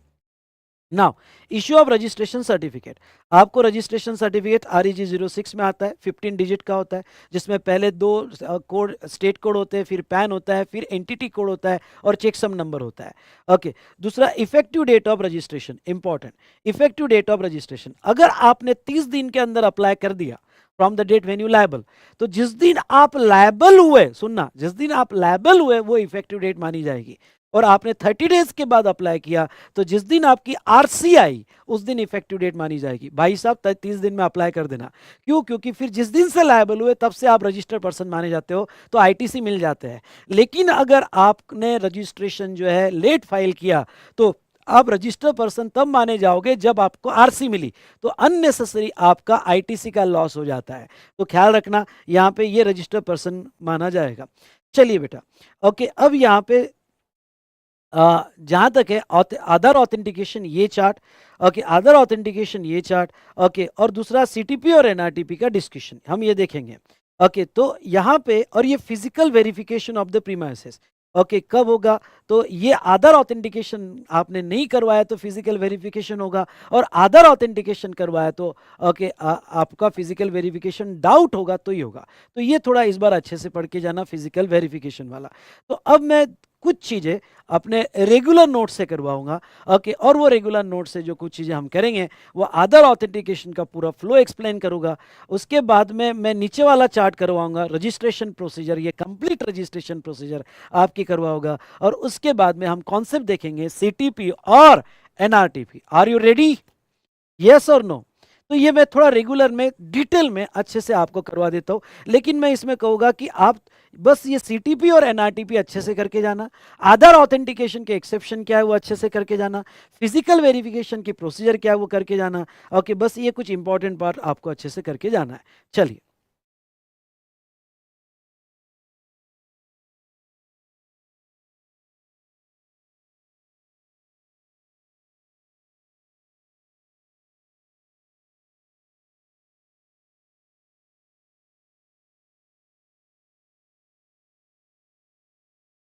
चलिए, तो आधार ऑथेंटिकेशन वाला चार्ट जो मैंने ये नोट से कॉपी लिया है, ओके, यहां से मैं समझा देता हूँ आधार ऑथेंटिकेशन। ये आधार ऑथेंटिकेशन क्या होता है? अगर आप REG01 फॉर्म देखते हो, तो REG01 फॉर्म में मैं आपको बता दूं, एक टैब आता है, ये जो है पोर्टल पे इस तरह से पार्ट बी आप देखते हो REG01 का। और ये पार्ट बी में जैसे आपको यहाँ पे बिजनेस डिटेल, बाकी authorise signatory, authorise representative, principal place of business, additional place of business, ये सारी डिटेल्स आपको देनी पड़ती है। साथ साथ में गुड्स एंड सर्विसेज की डिटेल्स स्पेसिफिक, और एक टैब आता है आधार ऑथेंटिकेशन। ये आधार ऑथेंटिकेशन आपको करवाना पड़ता है। ओके, ये आधार ऑथेंटिकेशन क्यों जरूरी है? ये आपके REG01 पार्ट बी में ओके ये होता है आधार ऑथेंटिकेशन। ये आधार ऑथेंटिकेशन क्यों जरूरी है? ओके, इसका बहुत सिंपल वे में बता यहाँ पे, एक मिनट, क्यों जरूरी है? क्योंकि बहुत से fake invoices, dummy address registration, multiple registration at same place, तो यहाँ पे जीएसटी में इतने फ्रॉड हुए फेक इनवॉइसेस देकर। जो प्लेस का रजिस्ट्रेशन करवाया वो प्लेस का एड्रेस ही नहीं है, ओके, यानी वो वहाँ पे कोई है ही नहीं, डमी एड्रेस है। या फिर एक ही प्लेस को 3-4 रजिस्ट्रेशन नंबर में रजिस्ट्रेशन करवा लिया। यानी जो क्रॉनिकल टैक्स डिवाइडर है, जो यहाँ पे जीएसटी के फ्रॉड कर रहे थे, ओके, उन पे कंट्रोल लाने के लिए यहाँ पे आधार ऑथेंटिकेशन करवाना गवर्नमेंट ने जरूरी कर दिया। और ये आधार ऑथेंटिकेशन जो है यहाँ पे ओके किसका करवाना पड़ेगा, कैसे करवाना पड़ेगा, ये थोड़ा प्रोसेस समझ लो। आधार ऑथेंटिकेशन में बेटा ओके 2 लोग हैं। ये आधार ऑथेंटिकेशन प्रोसीजर जब आई तो कुछ लोगों ने ऑलरेडी जीएसटी में रजिस्ट्रेशन ले लिए थे। जैसे 2019 में आधार ऑथेंटिकेशन प्रोसीजर आई और हमारा जीएसटी लॉ 2017 में आया, तो कुछ लोगों ने ऑलरेडी रजिस्ट्रेशन ले लिए थे जीएसटी में, और कुछ लोग फ्रेश रजिस्ट्रेशन के लिए जा रहे थे। तो सबसे पहले गवर्नमेंट ने क्या कहा कि गवर्नमेंट ने कहा कि जो ऑलरेडी रजिस्टर्ड हो चुके हैं उनका ऑथेंटिकेशन हम बाद में करवाएंगे। लेकिन जिस दिन ये डेट नोटिफाई हुई फॉर आधार ऑथेंटिकेशन, ओके, तो गवर्नमेंट ने कहा कि अब जो फ्रेश रजिस्ट्रेशन के लिए जाएंगे उनको आधार ऑथेंटिकेशन करवाना जरूरी है। अगर आधार ऑथेंटिकेशन नहीं करवाया तो वो सिचुएशन में क्या प्रॉब्लम आ सकते हैं ये भी उन्होंने बताया है। आधार ऑथेंटिकेशन क्या है? कुछ नहीं है। ओके, आपको जब आप REG02 सॉरी REG01 का पार्ट बी जो है, पार्ट बी में आधार ऑथेंटिकेशन के लिए ऑप्ट करते हो कि यस आप आधार ऑथेंटिकेशन करवाना चाहते हो, तो एक लिंक आती है आधार ऑथेंटिकेशन की आपके मेल पर। वो मेल पर जो आधार ऑथेंटिकेशन की लिंक आती है उसको क्लिक करना पड़ता है, और क्लिक करने के बाद ऑथेंटिकेट करना पड़ता है। जैसे ही आपके मेल पर वो जो लिंक आती है आधार ऑथेंटिकेशन की, आपने क्लिक करके उन्होंने जो जो पॉइंट्स पूछे वो कंप्लीट करके अगर आप कर देते हो तो आपका आधार ऑथेंटिकेशन हो जाता है। तो आधार ऑथेंटिकेशन जो है वो इन्होंने प्रोविजन क्या रखी है, सेक्शन 25(6) कहता है कि अगर इंडिविजुअल का आधार ऑथेंटिकेशन है, समझ लो आप प्रोप्राइटर हो या आप जीएसटी में रजिस्ट्रेशन करना चाहते हो और प्रोप्राइटर हो, इंडिविजुअल हो, तो इंडिविजुअल शाल अंडरगो, तो उस इंडिविजुअल को आधार ऑथेंटिकेशन करवाना पड़ेगा। मेल पे लिंक आएगी, क्लिक करना पड़ेगा, आपको सामने फोटो रखना पड़ेगा, ओके, और वो ऑथेंटिकेशन पे क्लिक करना पड़ेगा, तो वो इंडिविजुअल का आधार ऑथेंटिकेशन हो जाएगा। ओके, तो यहाँ पे individual shall undergo authentication and furnish the proof of possession of Aadhaar number with registration application in order to eligible for grant of registration। चलिए, लेकिन अगर समझ लो कंपनी होगी, सोसाइटी होगी, कोऑपरेटिव सोसाइटी होगी, तो वो केस में क्या करना, तो every person other than individual वो आधार ऑथेंटिकेशन कैसे करवाएंगे, तो वो केस में सेक्शन 25(6) कहता है कि such person shall undergo authentication furnish a proof of possession of Aadhaar number. Okay, तो अब यहाँ पे यहाँ ऑथेंटिकेशन किसको करना पड़ेगा, एचयूएफ होगा तो कर्ता को करना पड़ेगा, कर्ता की डिटेल्स देनी पड़ेगी और कर्ता को कर्ता के मेल पर जो है लिंक जाएगी और उसका अपना ऑथेंटिकेशन करवाना पड़ेगा। कंपनी होगी तो एमडी मैनेजिंग डायरेक्टर या वोल टाइम डायरेक्टर दोनों में से कोई एक को आधार ऑथेंटिकेशन करवाना पड़ेगा, क्योंकि कंपनी का आधार नहीं होता है, एचयूएफ का आधार नहीं होता, आधार इंडिविजुअल का होता है। तो कंपनी होगी तो एमडी वोल टाइम डायरेक्टर, ओके, एओपी होगा तो member of managing committee, trust होगा तो बोर्ड ऑफ ट्रस्टीज, जो एखादा कोई ट्रस्टी होगा उसका आधार ऑथेंटिकेशन करवाना पड़ेगा, या फिर ऑथराइज रिप्रेजेंटेटिव या सिग्नेटरी, इनका भी आप आधार ऑथेंटिकेशन करवा सकते हो। समझ लो कि आपका कोई ऑथराइज रिप्रेजेंटेटिव है जो आपके बिजनेस को रिप्रेजेंट कर रहा है, या सिग्नेटरी है, उनका भी आधार ऑथेंटिकेशन आप करवा सकते हो, या any other person notified by the government. तो गवर्नमेंट ने ये कहा कि जो फ्रेश रजिस्ट्रेशन के लिए जाएगा उनको जो है यहाँ पे इंडिविजुअल होगा तो उसको करना पड़ेगा, एचयूएफ, कंपनी, ट्रस्ट या सोसाइटी, कोऑपरेटिव सोसाइटी होगी या जो भी होगा तो उनके जो रिप्रेजेंटेटिव है उनको आधार ऑथेंटिकेशन करवाना पड़ेगा। ओके, तो ये उन्होंने लिस्ट यहाँ पे दी। इसके बाद में यहाँ पे थोड़ा कॉन्सेप्ट को और समझ लो। Okay, consequences for failure to undergo authentication, अगर आपने आधार ऑथेंटिकेशन नहीं करवाया तो क्या होता है, अगर आधार ऑथेंटिकेशन नहीं करवाया तो registration shall be granted only after physical verification, यानी फिजिकल वेरिफिकेशन होने के बाद ही आपका आधार ऑथेंटिकेशन हो सकता है, सॉरी रजिस्ट्रेशन मिलेगा। सर मतलब नहीं समझा, मतलब ये है कि अगर आप आधार ऑथेंटिकेट कर दोगे, आधार ऑथेंटिकेशन कर दोगे तो 7 दिन के अंदर आपको आरसी इमीडिएट आ जाएगी, 7 दिन के अंदर, 2 दिन में भी आ सकती है, 3 दिन में भी आ सकती है, 7 दिन के अंदर आरसी आ जाएगी बिना कोई यहाँ पे प्रॉब्लम होते हुए, मतलब कोई प्रॉब्लम नहीं होगा, सिंपल वे में आपकी आरसी आ जाएगी। ओके, तो यहाँ पे प्रोसीजर थोड़ी ईजी हो जाएगी। लेकिन अगर आपने आधार ऑथेंटिकेशन नहीं करवाया तो फिर ऑफिसर फिजिकल वेरिफिकेशन के लिए आएगा, आपकी प्रीमाइसेस चेक करेगा, उसकी रिपोर्ट सबमिट करेगा और उसकी रिपोर्ट सबमिट करने के बाद आपको आरसी आएगी। मतलब फिर उसमें हिंड्रेंसेस हो गए, ऑफिसर के परेशानी हो गई। तो बेटा ये बात ख्याल रखना, आधार ऑथेंटिकेशन करवा लो, आधार ऑथेंटिकेशन करवाना अच्छा है, सो दैट कि ऑफिसर फिजिकल वेरिफिकेशन के लिए नहीं आएगा और आपको इमीडिएट 7 दिन के अंदर आपकी आरसी मतलब रजिस्ट्रेशन सर्टिफिकेट आ जाएगा। यहां तक समझा क्या? यहां तक समझा होगा तो 1 टाइप करो। नाउ अब नेक्स्ट, सर आधार नंबर ही मुझे असाइन नहीं होगा तो, अगर आधार नंबर असाइन नहीं होगा तो वो सिचुएशन में ओके अगेन आपका फिजिकल वेरिफिकेशन हो गई, यानी आपका जो भी प्लेस ऑफ बिजनेस है उसका फिजिकल वेरिफिकेशन होने के बाद ही आपका आरसी आएगा। उसके बाद में non applicability of authentication procedure, किसको अप्लीकेबल नहीं है, तो यहाँ पे गवर्नमेंट कुछ पर्सन नोटिफाई करती है कि जिसको अप्लीकेबल नहीं है, ये लर्न करके जाना। इंस्टीट्यूट का यहाँ ध्यान रहेगा कि कौन से लोगों को आधार ऑथेंटिकेशन करने की जरूरत नहीं है, ये लर्न करना है, लर्न करना है, ठीक है। तो ये लिस्ट लर्न करना है पहला, और अगर ये हमारे क्वेश्चनर में नहीं होगी तो आपने एक पेज पे लिख के ऐड कर देना है। मैं जो भी ऐसे स्टार करके दूं जो क्वेश्चनर में नहीं है या फिर चार्ट बुक में तो मिल ही जाएंगे, लेकिन नहीं है तो आपको ऐड कर देना है।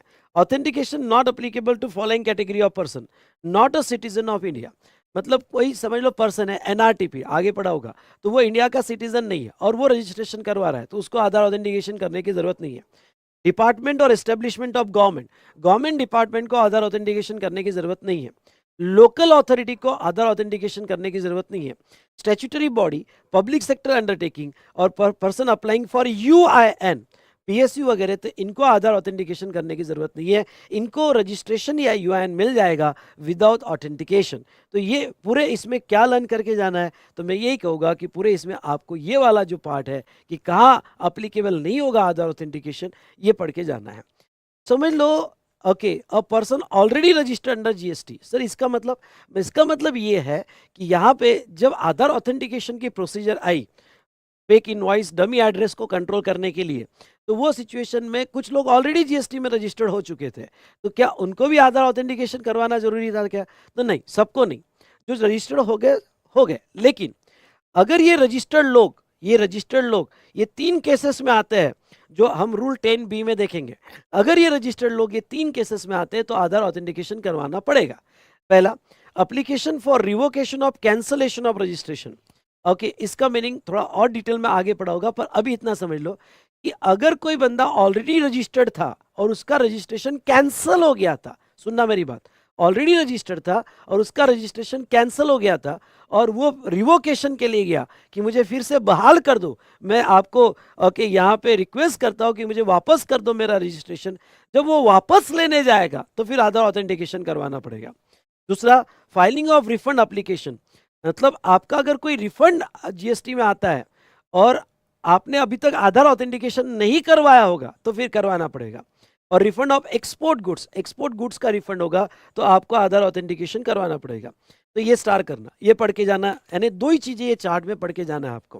पहला ये कि यहाँ पे कौन से केस में अगर पर्सन रजिस्टर्ड होगा तो उसको आधार ऑथेंटिकेशन करवाना पड़ेगा। ऑलरेडी रजिस्टर्ड होगा तो ये 3 केस में ओके उसको आधार ऑथेंटिकेशन करवाना पड़ेगा। और बाकी तो जो फ्रेश रजिस्ट्रेशन ले रहे हैं उनको तो करवाना ही पड़ेगा। अगर आधार ऑथेंटिकेशन नहीं करवाया तो फिर फिजिकल एग्जामिनेशन होगा और फिजिकल एग्जामिनेशन के बाद ही आपका ओके आधार यहाँ पे रजिस्ट्रेशन सर्टिफिकेट आएगा। और ये जो है कौन से लोगों का आधार ऑथेंटिकेशन करवाने की ज़रूरत नहीं है। तो ये वाला पार्ट थोड़ा आपको अच्छे से पढ़ के जाना है। Done done done done. चलिए, ओके, तो ये एक चार्ट हमने देखा यहाँ पे। अब एक प्रोसीजर वाला चार्ट,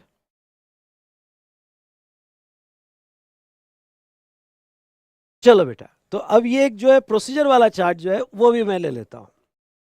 ठीक है, procedure under rule 84A and rule 9, registration and other authentication a. अब देखो ये प्रोसीजर क्या है, यहां थोड़ा फटाफट समझ लो। ठीक है, एप्लीकेशन एंड ए मतलब अदर ऑथेंटिकेशन, ए ऑप्टेड। ठीक है, REG 02 में आपने ए के लिए ऑप्ट किया, क्या आधार ऑथेंटिकेशन कंपलसरी है? नहीं, आपके पास 2 ऑप्शन है। आप आधार ऑथेंटिकेशन के लिए ऑप्ट कर लो या आप ऑप्ट नहीं करना चाहते, नहीं करना है मुझे आधार ऑथेंटिकेशन। अगर आप आधार ऑथेंटिकेशन नहीं करते हो तो फिर आपका रजिस्ट्रेशन किस तरह से होता है, आपका एप्लीकेशन किस तरह से प्रोसेस होता है, यहाँ प्रोसीजर दिए। अगर आप आधार ऑथेंटिकेशन के लिए ऑप्ट करते हो तो फिर क्या प्रोसेस होती है, यहाँ दिया है। ओके, ये भी चार्ट देखो, आपको नेक्स्ट पेज पे मिल जाएगा। रूल 9 की कंप्लीट प्रोसीजर आपको यहाँ पे मिल जाएगी। चलिए देखो, आपको मैं बताता हूँ। आपने एप्लीकेशन दिया, पार्ट बी में आ गए। पार्ट बी में आप सारी इंफॉर्मेशन डाल रहे हो और सारी इंफॉर्मेशन डालने के बाद आप जब आधार ऑथेंटिकेशन के टैब में जा रहे हो तो आपने ऑप्ट कर लिया आधार ऑथेंटिकेशन कि हाँ ओके आधार ऑथेंटिकेशन के लिए मैं ऑप्ट करना चाहता हूँ। चलो, आपने क्लिक कर दिया, आपके ईमेल पे लिंक आ गई आपके आधार ऑथेंटिकेशन की। लिंक आने के बाद आपको 15 दिन मिलते हैं, यहाँ पे 15 वर्किंग डेज मिलते हैं कि आप अपना ऑथेंटिकेट करवा लो। अब लिंक तो आ गई पर कभी भूल गए, अरे करता ऑथेंटिकेशन, 3 दिन हो गए, 4 दिन हो गए और आपने नहीं करवाया, आपको 15 दिन मिलते हैं। तब तक आपका फॉर्म सेव रहता है। मैंने अभी कहा था कि आप जो है ओके RE01 फॉर्म सेव कर सकते हो और बार बार री एक्सेस कर सकते हो by your TRN, temporary reference number. तो ऐसे सिचुएशन में ओके अगर आपने आधार ऑथेंटिकेशन सक्सेसफुली करवा दिया विद इन 15 डेज और अगर आपने ऑप्ट करने के बाद भी आधार ऑथेंटिकेशन नहीं करवाया with in 15 working days, WD मतलब लिख दो, वर्किंग डेज में नहीं करवाया।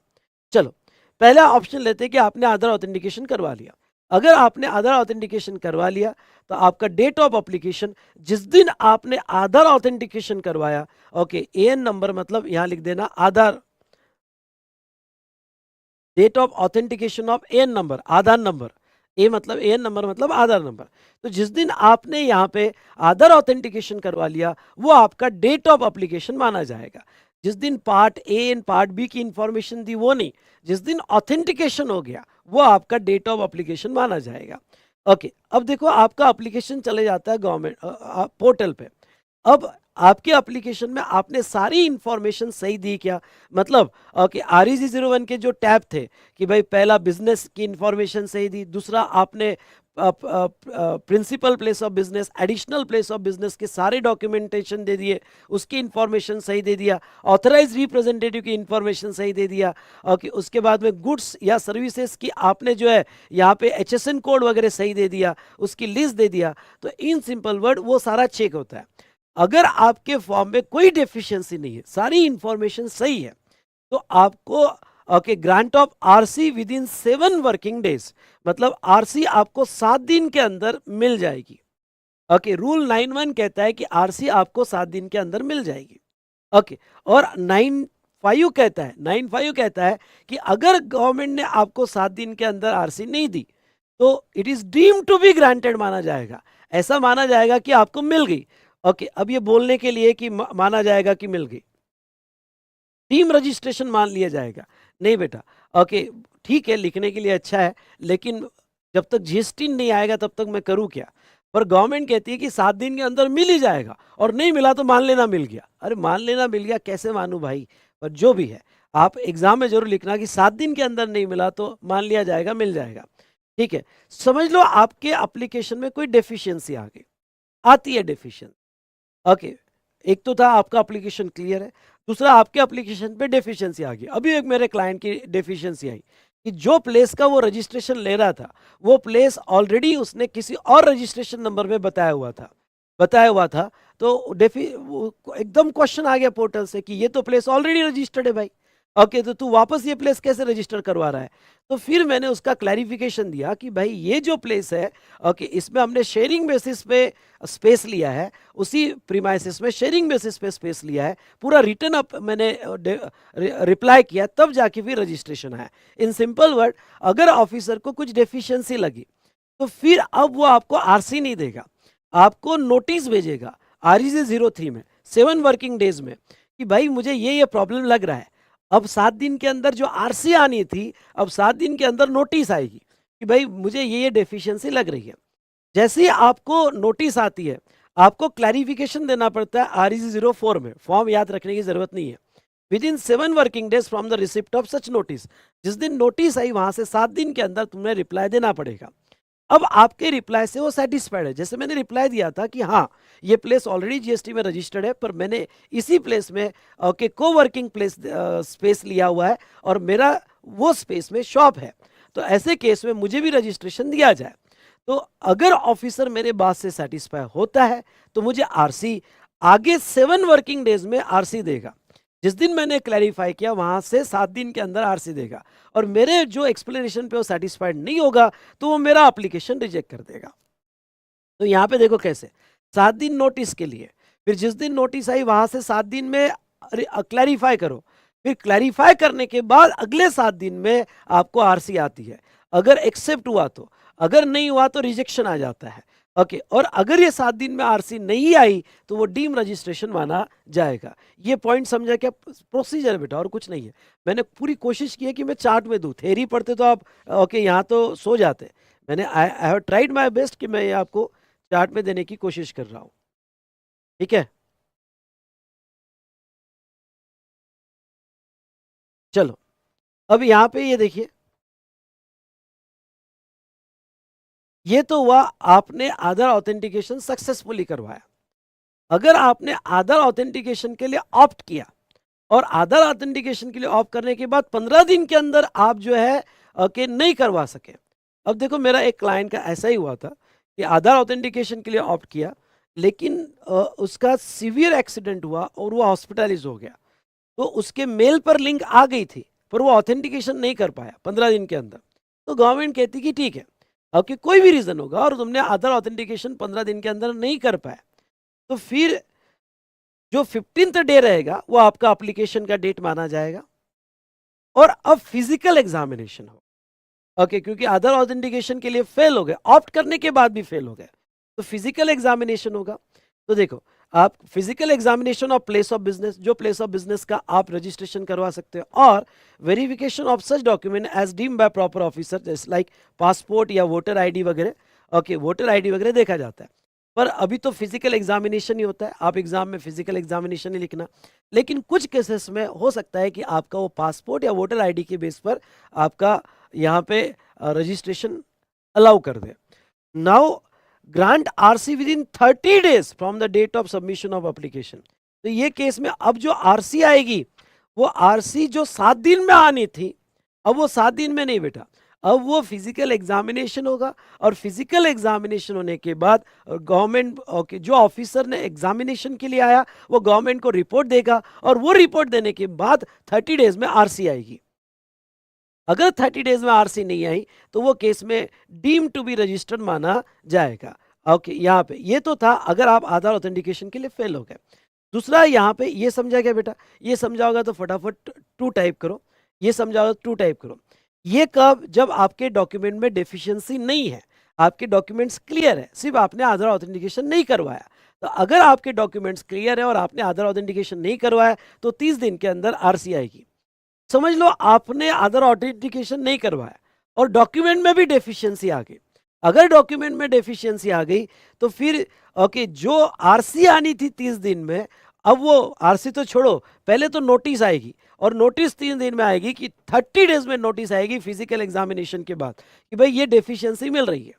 ओके, ये डेफिशिएंसी मिल रही है, आपको 7 दिन के अंदर क्लैरिफाई करना पड़ेगा।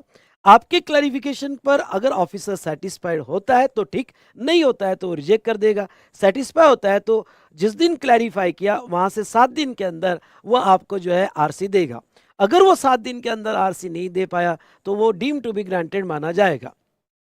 तो ध्यान रखना, डेफिशिएंसी है, ओके, यानी सिंपल वे में आधार यानी समझ लो आपका डॉक्यूमेंटेशन क्लियर है तो 7 दिन के अंदर आधार ऑथेंटिकेशन करवाया, नहीं करवाया तो 30 दिन के अंदर, डेफिशिएंसी है तो फिर 7 दिन में तो नोटिस आएगी, फिर क्लैरिफिकेशन, फिर आरसी। अगर आधार ऑथेंटिकेशन नहीं करवाया तो 30 दिन के अंदर नोटिस आएगी, फिर 7 दिन में क्लैरिफिकेशन, 7 दिन में आरसी। ओके, इस तरह से प्रोसेस है। सेकेंड वाला पार्ट ले लेते हैं। अगर आपने आधार ऑथेंटिकेशन नहीं करवाया, नहीं करवाना ऑथेंटिकेशन, तो आपका डेट ऑफ एप्लीकेशन जिस दिन आपने पार्ट ए और पार्ट बी कंप्लीट किया, आधार ऑथेंटिकेशन के लिए आपने ऑप्ट नहीं किया, तो फिर अगर आपने ऑथेंटिकेशन के लिए ऑप्ट नहीं किया और कोई डेफिशिएंसी नहीं है आपके फॉर्म में, तो ऑब्वियस है बेटा फिजिकल एग्जामिनेशन होगा और 30 दिन के अंदर आपको आरसी आएगी, नहीं आई तो डीम टू बी ग्रांटेड। और क्यों, क्योंकि आपके अब तो फिजिकल एग्जामिनेशन होके रहेगा क्योंकि आधार ऑथेंटिकेशन नहीं करवाया आपने। और अगर डेफिशिएंसी होगी तो फिर 30 दिन के अंदर नोटिस आएगी, वही प्रोसेस, 30 दिन के अंदर नोटिस आएगी और उसके बाद में आपको रिप्लाई करना पड़ेगा, और जिस दिन क्लैरिफाई किया वहां से 7 दिन के अंदर आरसी आएगी। तो ये कंप्लीट प्रोसेस जो है रूल 9 में दिया है, और कि ये चार्ट पढ़ लिया, दैट्स इनफ।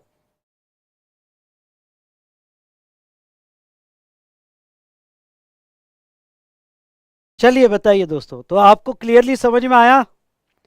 ये प्रोसीजर पूरी कम समझ में आई? मैंने जो रेगुलर बुक से पूरा चार्ट लेके आपको समझाया, तो पूरी प्रोसीजर समझ में आई कि नहीं आई?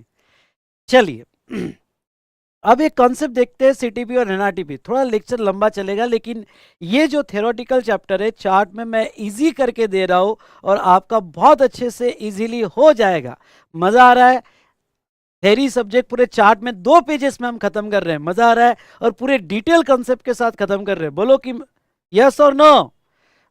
जितने भी स्टूडेंट कनेक्टेड है, मजा आ रहा होगा तो एमजेड एमजेड टाइप करो और देख क्या रहे हो, लाइक ठोको बेटा, ठीक है? और जो बाद में यहाँ पे देखेंगे तो कमेंट्स जरूर देना। तो चलिए ये कॉन्सेप्ट थोड़ा मैं आपको रेगुलर बुक से ले लेता हूँ।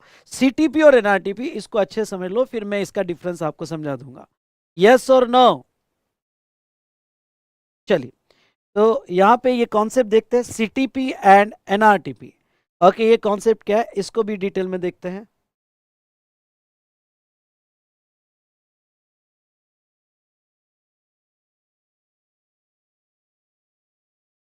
चलो, चलो आ गए सभी। अब यहाँ पे सेक्शन 27 लेते हैं, और सेक्शन 27 में सीटीपी और एनआरटीपी इस कॉन्सेप्ट को समझने की कोशिश करते हैं। Before going into a registration provision of CTP and NRTP, let us first understand the two terms. The two terms have been defined as per following definitions. देखिए, कैजुअल टैक्सेबल पर्सन क्या होता है, पूरा कॉन्सेप्ट बहुत detail में, inter level पे इतना detail में पूछते भी नहीं है, तो मेरी आदत है ओके, आपको पढ़ाए बिना छोड़ूंगा नहीं, ठीक है। तो यहाँ पे सीटीपी कॉन्सेप्ट क्यों डेवलप हुआ, कैसे डेवलप हुआ, बताता हूँ। सीटीपी मतलब कैजुअल, कभी कभी वो टैक्सेबल पर्सन बन सकता है। अब कभी कभी टैक्सेबल पर्सन बनने का रीजन क्या है, समझ लो कोई महाराष्ट्र का बंदा है और गोवा में उसको पता चला एक एग्जीबिशन है, वो अपने गुड्स लेकर गोवा जाना चाहता है। उस एग्जीबिशन में उसने जो है एक स्पेस लिया हुआ है, वो गुड्स लेके जाएगा, एग्जीबिशन में वो गुड्स लगाएगा, और वहां कस्टमर आएंगे, वहां जो कस्टमर आएंगे वहां माल बेचेगा, नो डाउट। जब ये बंदा वहां जाके बेचेगा तब सप्लाई होगा, अभी तो सप्लाई नहीं है। क्यों अभी सप्लाई नहीं है, क्योंकि अभी तो वो माल लेके जा रहा है एग्जीबिशन में, और वहां अभी तक कोई सेल ट्रांसफर नहीं हुआ है। वो तो ऐसे के प्लेस पे जाएगा, वहां बेचेगा और वहां जीएसटी लगेगा। अब गवर्नमेंट क्या कहती है, गवर्नमेंट ये कहती है कि अगर इंडिया का कोई भी पर्सन किसी अदर स्टेट में जा रहा है, एक एक वर्ड सुनना, किसी अदर स्टेट में जा रहा है बिजनेस करने, जहां उसका बिजनेस एस्टेब्लिशमेंट नहीं है, जहां उसकी कोई ब्रांच नहीं है, जहां उसका कोई वेयरहाउस, डेपो या कोई भी प्लेस ऑफ बिजनेस नहीं है, और वो अदर स्टेट में बिजनेस करने जा रहा है और वहां जाके बिजनेस करेगा, तो ऐसे केस में ओके, इस बंदे को, हमें इस बंदे से जीएसटी लेना पड़ेगा। अब देखो, जब ये गोवा जाके बेचेगा तो जीएसटी डेस्टिनेशन बेस्ड टैक्स है। अब जीएसटी अगर डेस्टिनेशन बेस्ड टैक्स है तो जो भी गोवा में माल बेचा गया उसका रेवेन्यू गोवा गवर्नमेंट को मिलना चाहिए, पर गोवा गवर्नमेंट को रेवेन्यू ओके यहाँ पे जो मिलना चाहिए, तो गोवा गवर्नमेंट के पास इसका कोई भी डेटा नहीं है, क्योंकि ये बंदा महाराष्ट्र से आया हुआ है, ये एग्जीबिशन में आया हुआ है, गोवा में बिजनेस कर रहा है और बिजनेस करके चले जाएगा। अगर कल जाके गोवा गवर्नमेंट इस बंदे से टैक्स लेना चाहे तो कैसे लेगी, पॉसिबल नहीं होगा, क्योंकि इसका कोई अता पता गोवा में है ही नहीं। हाँ, इसका कोई ब्रांच गोवा में होता तो बात अलग थी, इसका कोई वेयरहाउस गोवा में होता तो बात अलग थी ओके, या कोई भी कुछ भी होगा तो बात अलग थी। लेकिन वो बंदा अदर स्टेट में जा रहा है और वहां बंजारे जैसा बिजनेस करेगा, बंजारे मतलब उसका कोई ठाव ठिकाना नहीं है ओके, वहां जाएगा, वहां जाके बिजनेस करेगा और वापस आ जाएगा।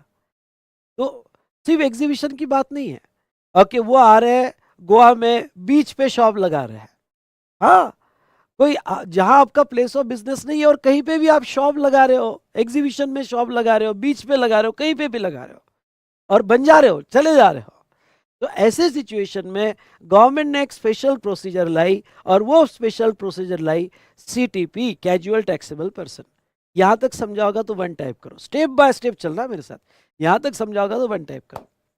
अब ये सीटीपी की प्रोसीजर क्या है, एक्चुअली ये गोवा गवर्नमेंट को सिक्योर करने के लिए, और गोवा नहीं, कोई भी, अगर ये बंदा एमपी में जाता है, यूपी में जाता है, दिल्ली जाता है, जम्मू कश्मीर जाता है, जाइए जहां जा रहा है, जो डेस्टिनेशन पे बंजारे जैसा बिजनेस करेगा, उसका कोई प्लेस ऑफ बिजनेस नहीं होगा, तो वो केस में उस स्टेट को प्रोटेक्ट करने के लिए ये स्पेशल प्रोसीजर लाई गई, और ये स्पेशल प्रोसीजर सीटीपी की लाई गई। चलो नाउ, अब दूसरा मैं आपको यहाँ पे ये समझाना चाहूंगा कि ये जो सीटीपी की प्रोसीजर है, स्पेशल प्रोसीजर है, इसमें क्या करना पड़ता है। अब ये जो बंदा है जो अपने गुड्स लेके जा रहा है ऐसे स्टेट में, जो जोरदार बोले मेरे साथ, वो ऐसे स्टेट में गुड्स लेके जा रहा है जहां उसका कोई भी के प्लेस ऑफ बिजनेस नहीं है, बिजनेस एस्टेब्लिशमेंट नहीं है।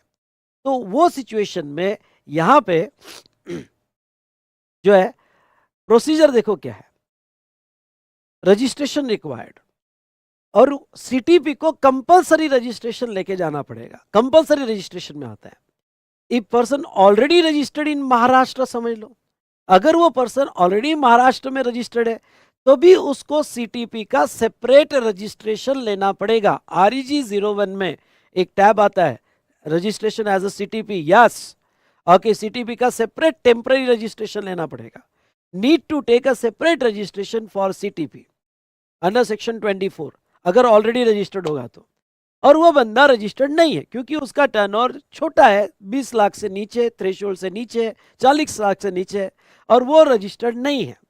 रजिस्टर्ड नहीं भी होगा तभी भी ये माल जो वो गोवा में लेके जा रहा है और वहां जाके बेचेगा, स्पेशली इस ट्रांजैक्शन के लिए उसको कैजुअल टेम्पररी रजिस्ट्रेशन लेना पड़ेगा। If person already unregistered need to take a compulsory registration as a CTP, वो परमानेंट नहीं, एज अ सीटीपी रजिस्ट्रेशन लेना पड़ेगा फॉर दिस ट्रांजेक्शन, पर उसको रजिस्ट्रेशन लेना पड़ेगा फॉर दिस ट्रांजेक्शन ओनली, पर लेना पड़ेगा। यहां तक समझा क्या? यहां तक समझा होगा तो फटाफट 2 टाइप करो। ओके, मतलब रजिस्ट्रेशन तो लेना पड़ेगा भाई साहब, ऑलरेडी रजिस्टर्ड होगा तो वो तो उसका परमानेंट जीएसटी है, ये तो टेम्पररी जीएसटी मिलता है तो वो सीटीपी का अलग से लेना पड़ेगा। अगर वो ऑलरेडी रजिस्टर्ड नहीं होगा, अनरजिस्टर्ड होगा तो भी चलेगा, लेकिन इस ट्रांजैक्शन का टेम्पररी रजिस्ट्रेशन उसको लेना पड़ेगा। लेना पड़ेगा मतलब लेना पड़ेगा, चाहे कुछ भी हो जाए। ओके, क्यों? क्योंकि ये प्रोटेक्शन महाराष्ट्र गवर्नमेंट की बात नहीं है, प्रोटेक्शन गोवा गवर्नमेंट की बात है, वहां डेस्टिनेशन पे जाके सेल कर रहा है। अब दूसरी बात, यहां रजिस्ट्रेशन, अब रजिस्ट्रेशन कब लेना पड़ेगा? इनको बोला है कि इनको registration 5 days before, very important, 5 days before the commencement of business as a CTP, यानी सीटीपी का बिजनेस स्टार्ट करने के 5 दिन, मतलब यहां जाके एग्जीबिशन में बिजनेस स्टार्ट करने के 5 दिन पहले रजिस्ट्रेशन लेना पड़ेगा। नॉर्मली सभी केस में विद इन 30 डेज रजिस्ट्रेशन लेना पड़ता है, लेकिन सीटीपी को 5 डेज बिफोर रजिस्ट्रेशन लेना पड़ेगा। I hope you understood. Okay, ये सीटीपी वाला कॉन्सेप्ट जो है आप समझे होंगे, 5 दिन पहले लेना पड़ेगा। ओके, ठीक है, प्रैक्टिकल लाइफ में मैं कह देता हूँ 5 दिन मुश्किल हो जाती है, कभी कभी लोग 2 दिन पहले देते हैं, पता थोड़ी होता है एग्जीबिशन है वगैरह। ओके, तो पता चला कल ही है, आज ही जाना है तो ले लेते हैं, पर एज पर लॉ आपको एग्जाम है तो एटलीस्ट, बोलो जोरदार, at least 5 days before the commencement of business CTP का रजिस्ट्रेशन लेना पड़ेगा। ये समझा होगा तो फटाफट 3 टाइप करो, ये समझा होगा तो फटाफट 3 टाइप करो। चलो, अब आप रजिस्ट्रेशन ले रहे हो 5 दिन पहले। अब मैं आपको बता दूं, ये यहां जाके बेचेगा, अब समझ लीजिए एग्जीबिशन में जाके बेचेगा, या बीच पे बेचेगा, रास्ते पे बेचेगा, कहीं पे बेचेगा, अदर स्टेट में जाके बेच रहा है, तो यहाँ पे जो टैक्स, यहाँ जब सप्लाई होगा, एक्चुअल सप्लाई होगा जब यहाँ पे, तो इसका टैक्स इनवॉइस बनेगा, और ये टैक्स इनवॉइस में लगेगा IGST। ओके, ये टैक्स इनवॉइस में लगता है, क्या लगता है बेटा? IGST लगता है टैक्स इनवॉइस में। हाँ, और IGST का 50% सेंट्रल को मिलता है और 50% गोवा को मिलता है। हाँ, लेकिन ये IGST महाराष्ट्र से पे करना पड़ेगा क्योंकि उसने रजिस्ट्रेशन सीटीपी का महाराष्ट्र में लिया है। ओके, पर डेस्टिनेशन गोवा बताना पड़ेगा, तो उसका 50% IGST गोवा को चले जाएगा। वॉट एवर इट में भी, वो हमारा मामला नहीं है। अब देखो लॉ क्या कहता है। लॉ ये कहता है कि भाई साहब, यानी कितना प्रोटेक्शन दिया देखो, जब कोई सीटीपी का रजिस्ट्रेशन ले रहा है तो रजिस्ट्रेशन करते वक्त ही, यानी 5 डेज बिफोर जब वो रजिस्ट्रेशन करेगा, वो रजिस्ट्रेशन करते वक्त ही उसको एडवांस में टैक्स देना पड़ेगा। Deposit the tax in advance, advance में टैक्स डिपॉजिट करना पड़ेगा। हाँ, on estimated liability without this advance RC is not available, यानी जब वो रजिस्ट्रेशन के लिए अप्लाई कर रहा है 5 डेज बिफोर, उसी वक्त उसको एस्टिमेटेड लायबिलिटी निकालनी पड़ेगी, और वो एस्टिमेटेड लायबिलिटी के बाद कितना धंधा करेगा वो एग्जीबिशन में, और उस एस्टिमेटेड लायबिलिटी पे, समझ लो 1 लाख का धंधा करेगा, 5 लाख का धंधा करेगा, उसके एस्टिमेटेड लायबिलिटी पे उसको रजिस्ट्रेशन के साथ ही यहाँ पे एडवांस में टैक्स देना पड़ेगा।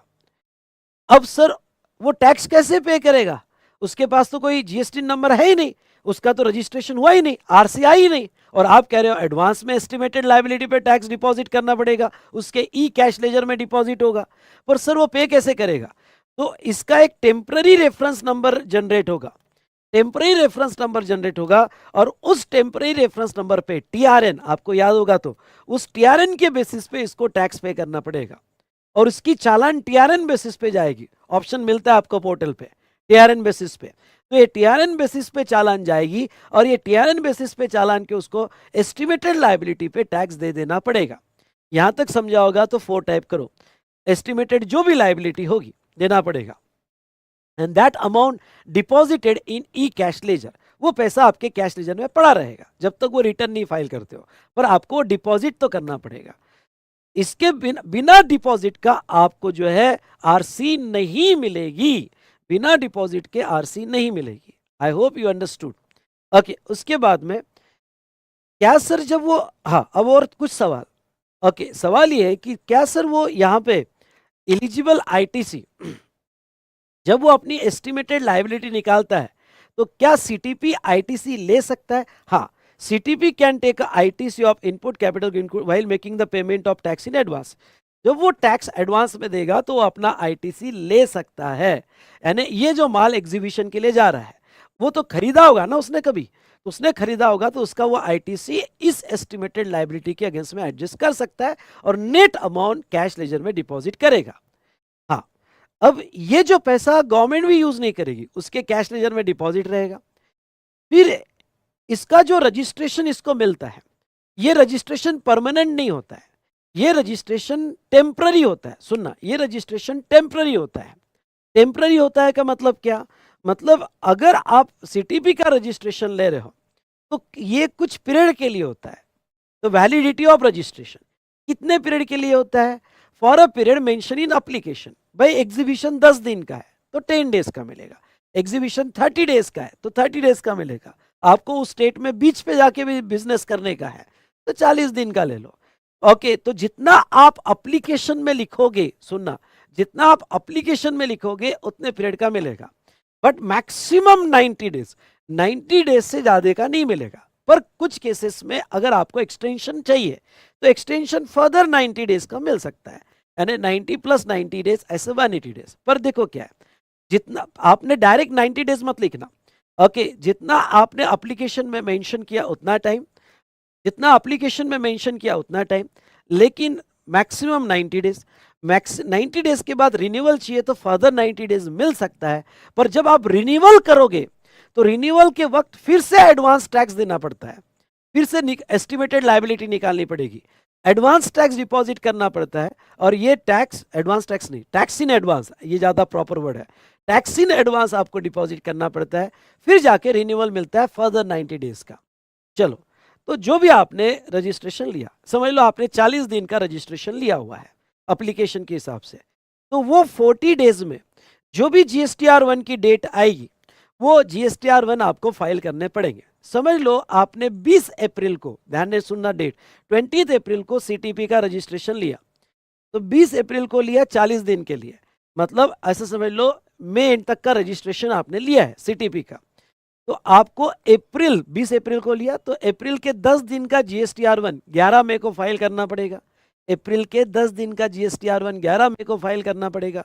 ओके, और फिर मई का GSTR1 आपको जून में फाइल करना पड़ेगा। तो जितने भी पीरियड का आपके पास सीटीपी होगा वो पीरियड में जो GSTR1 की डेट्स आती है आपको सीटीपी को GSTR1 देने पड़ेंगे उस पीरियड के, एज वेल एज उस पीरियड के 3B भी फाइल करने पड़ेंगे ऑन ड्यू डेट। जो भी ड्यू डेट होगी वो ड्यू डेट को यहाँ पे उनको रजिस्ट्रेशन G3B भी फाइल करने पड़ेंगे, ओके, ड्यूरिंग सीटीपी पीरियड। और जब वो 3B फाइल करेंगे तो अपना फाइनल टैक्स निकालेंगे, क्योंकि अभी जो उन्होंने एडवांस में टैक्स डिपॉजिट किया वो प्रोविजनल बेसिस पे डिपॉजिट किया हुआ है, वो प्रोविजनल बेसिस पे डिपॉजिट किया हुआ है। ओके, अब यहाँ पे वो अपना एडवांस में, ओके, अब अपना टैक्स फाइनल करेंगे जो एक्चुअल धंधा किया उन्होंने। If final tax is more than advance tax paid in advance, then differential amount वो पे करेंगे जिसके ऊपर इंटरेस्ट नहीं लगेगा, यानी रिटर्न में अगर उनका फाइनल टैक्स ज्यादा आता है तो डिफरेंस पे कर देगा। before filing GSTR 3. If final tax is less than tax paid in advance, then वो रिफंड भी क्लेम कर लेंगे क्योंकि एडवांस में ज्यादा दे दिया और वहां जाके धंधा ही नहीं हुआ, तो वो केस में रिफंड मिल जाएगा।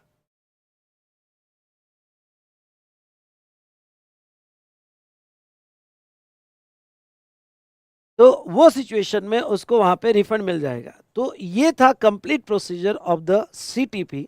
ओके, तो यहां हमने casual taxable person, okay, casual taxable person की डेफिनेशन बस इतनी समझ लो कि okay, they are supplying the goods, doing the business in such state where they don't have any establishment, वहाँ कोई उनकी एस्टेब्लिशमेंट नहीं है और वहाँ जाके बिजनेस कर रहे हैं, ओके, सप्लाई कर रहे हैं गुड्स या सर्विसेज का, सर्विस भी ओके, सर्विस भी होगी तो भी वो सीटीपी का रजिस्ट्रेशन लेना पड़ेगा, तो उनको कैजुअल टैक्सेबल पर्सन का रजिस्ट्रेशन लेना पड़ेगा।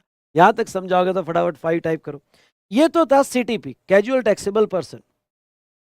ऐसा ही कॉन्सेप्ट है बेटा एनआरटीपी का। ओके, ऐसा ही कॉन्सेप्ट है एनआरटीपी का, नॉन रेसिडेंट टैक्सेबल पर्सन, बाहर के बंजारे, बाहर के बंजारे, नॉन रेसिडेंट टैक्सेबल पर्सन। ये नॉन रेसिडेंट टैक्सेबल पर्सन यानी क्या? ओके, ये जो है बाहर वाले इंडिया में आके एग्जीबिशन में या टेम्परेरी धंधा कर रहे हैं। ओके, वो इंडिया के रेसिडेंट नहीं है पर इंडिया में उनकी कोई एस्टेब्लिशमेंट नहीं है और इंडिया में आके वो बिजनेस कर रहे हैं, तो उनको कहा जाता है non resident taxable person. Okay, जैसे नेपाल से कुछ लोग आ रहे हैं विंटर के दिनों में जैकेट्स ला रहे हैं, स्वेटर्स ला रहे हैं और यहाँ रोड साइड शॉप लगा रहे हैं, एग्जीबिशन लगा रहे हैं, नेपाल से लेके आ रहे हैं। ओके, जिनका कोई भी यहाँ पे रैन बसेरा नहीं है, जिनका कोई भी यहाँ पे बिजनेस प्लेस नहीं है और यहाँ आके रोड पे धंधा कर रहे हैं, एग्जीबिशन में धंधा कर रहे हैं, ओपन एरिया में धंधा कर रहे हैं, उनको कहा जाता है एनआरटीपी। नॉन रेसिडेंट, इंडिया के रेसिडेंट नहीं है पर एनआरटीपी, बाहर से आ रहे हैं। समझ लो, ओके, दिल्ली में एक्सपो है, कार एक्सपो है, बाहर से कार इंपोर्ट हो रही है, ओके, और यहाँ एक्सपो में बेचे जा रही है। तो ऐसे सिचुएशन में जो बाहर वाला बंदा जिसका कोई यहाँ पे ओके रैन बसेरा नहीं है, कोई इसका एस्टेब्लिशमेंट नहीं है और टेम्पररी इंडिया में आके अगर गुड्स सप्लाई करता है या टेम्पररी इंडिया में आके वो सर्विसेज सप्लाई करता है, तो उसको रजिस्ट्रेशन टेम्पररी लेना पड़ता है और उस रजिस्ट्रेशन का नाम होता है एनआरटीपी। उस रजिस्ट्रेशन का नाम होता है एनआरटीपी। एनआरटीपी का रजिस्ट्रेशन उसको लेना पड़ता है। ओके, रजिस्ट्रेशन प्रोसीजर सेम जो हमने ऊपर देखा, कंपल्सरी रजिस्ट्रेशन, 5 डेज बिफोर उसको रजिस्ट्रेशन लेना पड़ेगा। Validity same. ओके, वैलिडिटी क्या है? मैक्सिमम 90 डेज का मिलेगा, मतलब एप्लीकेशन में जितना बोलेगा उतना, मैक्सिमम 90 डेज का, एक्सटेंशन 90 डेज का रजिस्ट्रेशन उसको मिलेगा। उसको एडवांस में टैक्स देना पड़ेगा, टैक्स इन एडवांस देना पड़ेगा, सेम लाइक सीटीपी। बाकी सारी प्रोसेस सीटीपी जैसी है, बस ये बंदा बाहर से इंडिया में आ रहा है, ओके, और वो एक स्टेट सीटीपी एक स्टेट से दूसरे स्टेट में जा रहा था, ये बंदा बाहर से इंडिया में आ रहा है, ये बंदा बाहर से इंडिया में आ रहा है। ओके, तो वो कहा जाता है सीटीपी, कंपल्सरी रजिस्ट्रेशन। मिट्टी के बर्तन लेके आते हैं बाहर से मिट्टी के बर्तन लेके आते हैं। ओके, बहुत सी बार बांग्लादेश से आते हैं, श्रीलंका से आते हैं, कुछ गुड्स लेके आते हैं यहाँ पे। ओके, उनका कोई बिजनेस एस्टेब्लिशमेंट नहीं, आके धंधा कर रहे हैं, तो ऐसे सिचुएशन में उनको एनआरटीपी कहा जाता है। और वो एनआरटीपी जब आते हैं तो उनको भी कंपल्सरी रजिस्ट्रेशन है, उनको पता नहीं है पर उनको कंपल्सरी रजिस्ट्रेशन है। ओके, और वो रजिस्ट्रेशन में उनको स्पेसिफाई करना पड़ता है कि कितने दिन के लिए आए। ओके, वही रजिस्ट्रेशन पीरियड जो सीटीपी का है, वही उनको बिजनेस स्टार्ट करने के 5 दिन पहले एडवांस टैक्स भी देना पड़ता है, फिर जाके आरसी मिलती है। अब देखो डिफरेंस क्या है सीटीपी और एनआरटीपी में। ओके, सीटीपी को सारे आईटीसी मिलते हैं, एनआरटीपी को आईटीसी नहीं है एक्सेप्ट इंपोर्टेड गुड्स। ये एमसीक्यू में पूछा था, एनआरटीपी को आईटीसी नहीं मिलते हैं एक्सेप्ट इंपोर्टेड गुड्स। यानी अगर ये जो कार लेके बाहर से कार लेके इंडिया में एग्जीबिशन में आया है तो उसका इंपोर्टेड गुड्स कार है, इंपोर्टेड गुड्स कार है, तो कार पे जो आईजीएसटी लगेगा वो मिल जाएगा। लेकिन वो यहाँ पे होटल में रुका, यहाँ पे एग्जीबिशन सर्विस लिया, इंडिया में बाकी जो भी गुड्स और सर्विसेज लेगा उसके आईटीसी उसको नहीं मिलेंगे। हाँ, जो गुड्स इंपोर्ट किया होगा और उसके ऊपर आईजीएसटी लगा होगा तो उसको आईटीसी मिल जाएगा। ओके, यहाँ पे नेक्स्ट बेटा, इनके लिए रिटर्न जो होते हैं वो जीएसटीआर 1 नहीं, इनके लिए स्पेशल रिटर्न होते हैं एनआरटीपी के लिए। और इनको पैन की जरूरत नहीं है, इनका रजिस्ट्रेशन ऑन पासपोर्ट होता है। ओके, रजिस्ट्रेशन ऑन पासपोर्ट होता है, पैन की जरूरत नहीं है, पासपोर्ट का रजिस्ट्रेशन होता है, ये टेम्परेरी रजिस्ट्रेशन होता है। तो ये देखा हमने सीटीपी और एनआरटीपी। पहले तो बताओ, बाकी ओके आपके डाउट्स बाद में, पहले बताओ कॉन्सेप्चुअली समझ में आए क्या आपके? यस और नो बताओ फटाफट। तो चलिए दोस्तों, आपने जो है यहाँ पे सीटीपी और एनआरटीपी का डिस्कशन देखा, अच्छे से समझ में आया आपको? तो चलिए, दोनों का डिफरेंस मैंने यहाँ चार्ट में ले लिया। चार्ट में जो है यहाँ पे सीटीपी और एनआरटीपी की डेफिनेशन कवर होगी। जो ऑकेजनली अदर स्टेट में जा रहा है, बिजनेस करने के लिए जा रहा है, और जहाँ उसका कोई फिक्स प्लेस ऑफ बिजनेस नहीं है। रजिस्ट्रेशन दोनों को कंपलसरी है। रजिस्ट्रेशन बिफोर 5 डेज, यहाँ लिख देना, बिफोर 5 डेज उसको लेना पड़ेगा रजिस्ट्रेशन। रजिस्ट्रेशन फॉर्म RE019 होगा। यहाँ पैन की जरूरत है, तो एनआरटीपी पासपोर्ट के बेस पे रजिस्ट्रेशन लेता है। दोनों को थ्रेशोल्ड नहीं है, दोनों को कंपोजिशन नहीं है। सीटीपी को नॉर्मल GSTR 1 और 3 भी है, और इसको GSTR 5 है। ओके, GSTR 5 है। और जहां तक ITC और बाकी प्रोविजन मैंने दिया, अच्छे से समझ में आया होगा तो बोलिए सर। या very good go, very good. चलिए, चलो अब नीचे की प्रोसेस भी हमने देख ली, ये प्रोविजन भी देख लिया। अब आते हैं बेटा फटाफट यूआईएन पे। चलो फटाफट आ जाओ यूआईएन पे। यूआईएन मतलब यूनिक आइडेंटिफिकेशन नंबर, लिख दो वहां पे। यूआईएन मतलब unique, unique identification, unique identification number, number. चलो अब देखो दोस्तों, मैं एक कनेक्शन लगाता हूं, अगर ये कनेक्शन आपको समझ में आता होगा तो। सेक्शन 9(1) अगर आपको याद होगा तो, levy collection and person liable to pay tax. Levy आपकी इंट्रा या इंटरस्टेट सप्लाई पे है, इंटरस्टेट सप्लाई पे है। ओके, और लायबल टू पे टैक्स मतलब कौन? तो अगर आप टैक्सेबल पर्सन होगे, आप अगर टैक्सेबल पर्सन होगे तो लायबल टू पे टैक्स है। अब टैक्सेबल पर्सन मतलब क्या? तो जो पर्सन रजिस्टर्ड है या लायबल टू रजिस्टर्ड है, लायबल टू रजिस्टर्ड है अंडर जीएसटी, वो टैक्सेबल पर्सन कहा जाएगा। अंडर सेक्शन 22-24 उसे टैक्सेबल पर्सन कहा जाएगा। अब रजिस्टर्ड पर्सन यानी क्या? तो रजिस्टर्ड पर्सन की डेफिनेशन कभी आपने पढ़ी होगी, तो जो सेक्शन 25 में रजिस्ट्रेशन ले रहा है, एक्सेप्ट, एक्सेप्ट वहां एक्सेप्शन याद रखना, एक्सेप्ट जिसके पास यूआईएन है, यूनिक आइडेंटिफिकेशन नंबर है। मतलब क्या? जो पर्सन को यूआईएन में डाला गया है वो रजिस्टर्ड पर्सन नहीं माना जाएगा। अगर वो रजिस्टर्ड पर्सन नहीं माना जाएगा तो वो टैक्सेबल पर्सन नहीं माना जाएगा, और वो टैक्सेबल पर्सन नहीं माना जाएगा सॉरी, वो टैक्सेबल पर्सन नहीं माना जाएगा तो वो जीएसटी नहीं देगा, क्योंकि जीएसटी सिर्फ टैक्सेबल पर्सन ही देता है। तो हाँ, कुछ लोग इंडिया में जीएसटी नहीं देते हैं, और उनको जो जीएसटी नहीं देते उनको यूआईएन लेना पड़ता है। तो यूआईएन जो है, okay, specialised agency of United Nation organisation, multilateral financial institution and organization notified under the United Nation, consulate और embassy of foreign country और any notified person। ये लर्न करके जाना, ये लर्न करके जाना। ये चार लोग जो है, ओके, ये जीएसटी में रजिस्ट्रेशन के लिए अप्लाई नहीं करते हैं, ये जीएसटी में यूआईएन के लिए अप्लाई करते हैं। अगर इनको यूआईएन मिलता है तो ये रजिस्टर्ड पर्सन नहीं माने जाएंगे, और इनको अपने आउटवर्ड सप्लाई पे जीएसटी नहीं देना पड़ता है। ओके, ये गवर्नमेंट ने इनका एक रिस्पेक्ट रखा है, क्योंकि इंटरनेशनल ऑर्गेनाइजेशन है और फॉरेन एम्बेसी से हमारे राजदूत है, तो उनका रिस्पेक्ट रखा है। तो वो इंडिया में जो भी सप्लाई करेंगे उसके ऊपर जीएसटी नहीं आएगा। तो फिर सर जीएसटी नहीं आया तो फिर यूएन क्यों दिया गया? यूएन दिया गया रिफंड के लिए। ओके, जो वो इंडिया में परचेस करते हैं, क्योंकि आउटवर्ड पे तो जीएसटी नहीं आता है, पर वो जो इंडिया में परचेस करते हैं तो जीएसटी लग के आता है। तो वो जो इंडिया में परचेस करते हैं तो सप्लायर उनको जीएसटी लगाएगा, और इनको जो जीएसटी लग के आएगा उसका रिफंड मिल जाएगा, उसका रिफंड मिल जाएगा। और ये यूआईएन इनका सेंट्रलाइज होता है। ओके, सेंट्रलाइज यूआईएन मिलता है जो 3 वर्किंग डेज में मिलता है। ओके, और पूरे टेरिटरी को अप्लीकेबल होता है, इनको स्टेट वाइज लेने की जरूरत नहीं है, सेंट्रलाइज मिल जाता है। यूआईएन समझा क्या बेटा? ये 4 लोग की लिस्ट लर्न करके जाना भाई। ओके, इन 4 लोगों को यूआईएन मिलता है, समझा होगा तो यू टाइप करो फटाफट। चलिए, ओके, अब आते हैं सेक्शन 26 में, टीम रजिस्ट्रेशन। टीम रजिस्ट्रेशन मतलब अगर आपने एसजीएसटी एक्ट में रजिस्ट्रेशन लिया तो वो सारे एक्ट में रजिस्ट्रेशन माना जाएगा, आपको सीजीएसटी, एसजीएसटी, यूटीजीएसटी में सेपरेट रजिस्ट्रेशन लेने की जरूरत नहीं है। फिर आ जाओ सेक्शन 28 पे, अमेंडमेंट ऑफ रजिस्ट्रेशन। और अमेंडमेंट इन रजिस्ट्रेशन, ऑफ का जगह अमेंडमेंट इन रजिस्ट्रेशन। ये सेक्शन इतना इंपॉर्टेंट नहीं है, थ्योरेटिकल लगा तो जितना मैं चार्ट में दे रहा हूं उतना ही पढ़ के जाना, बाकी ज्यादा डिटेल में पढ़ के मत जाना।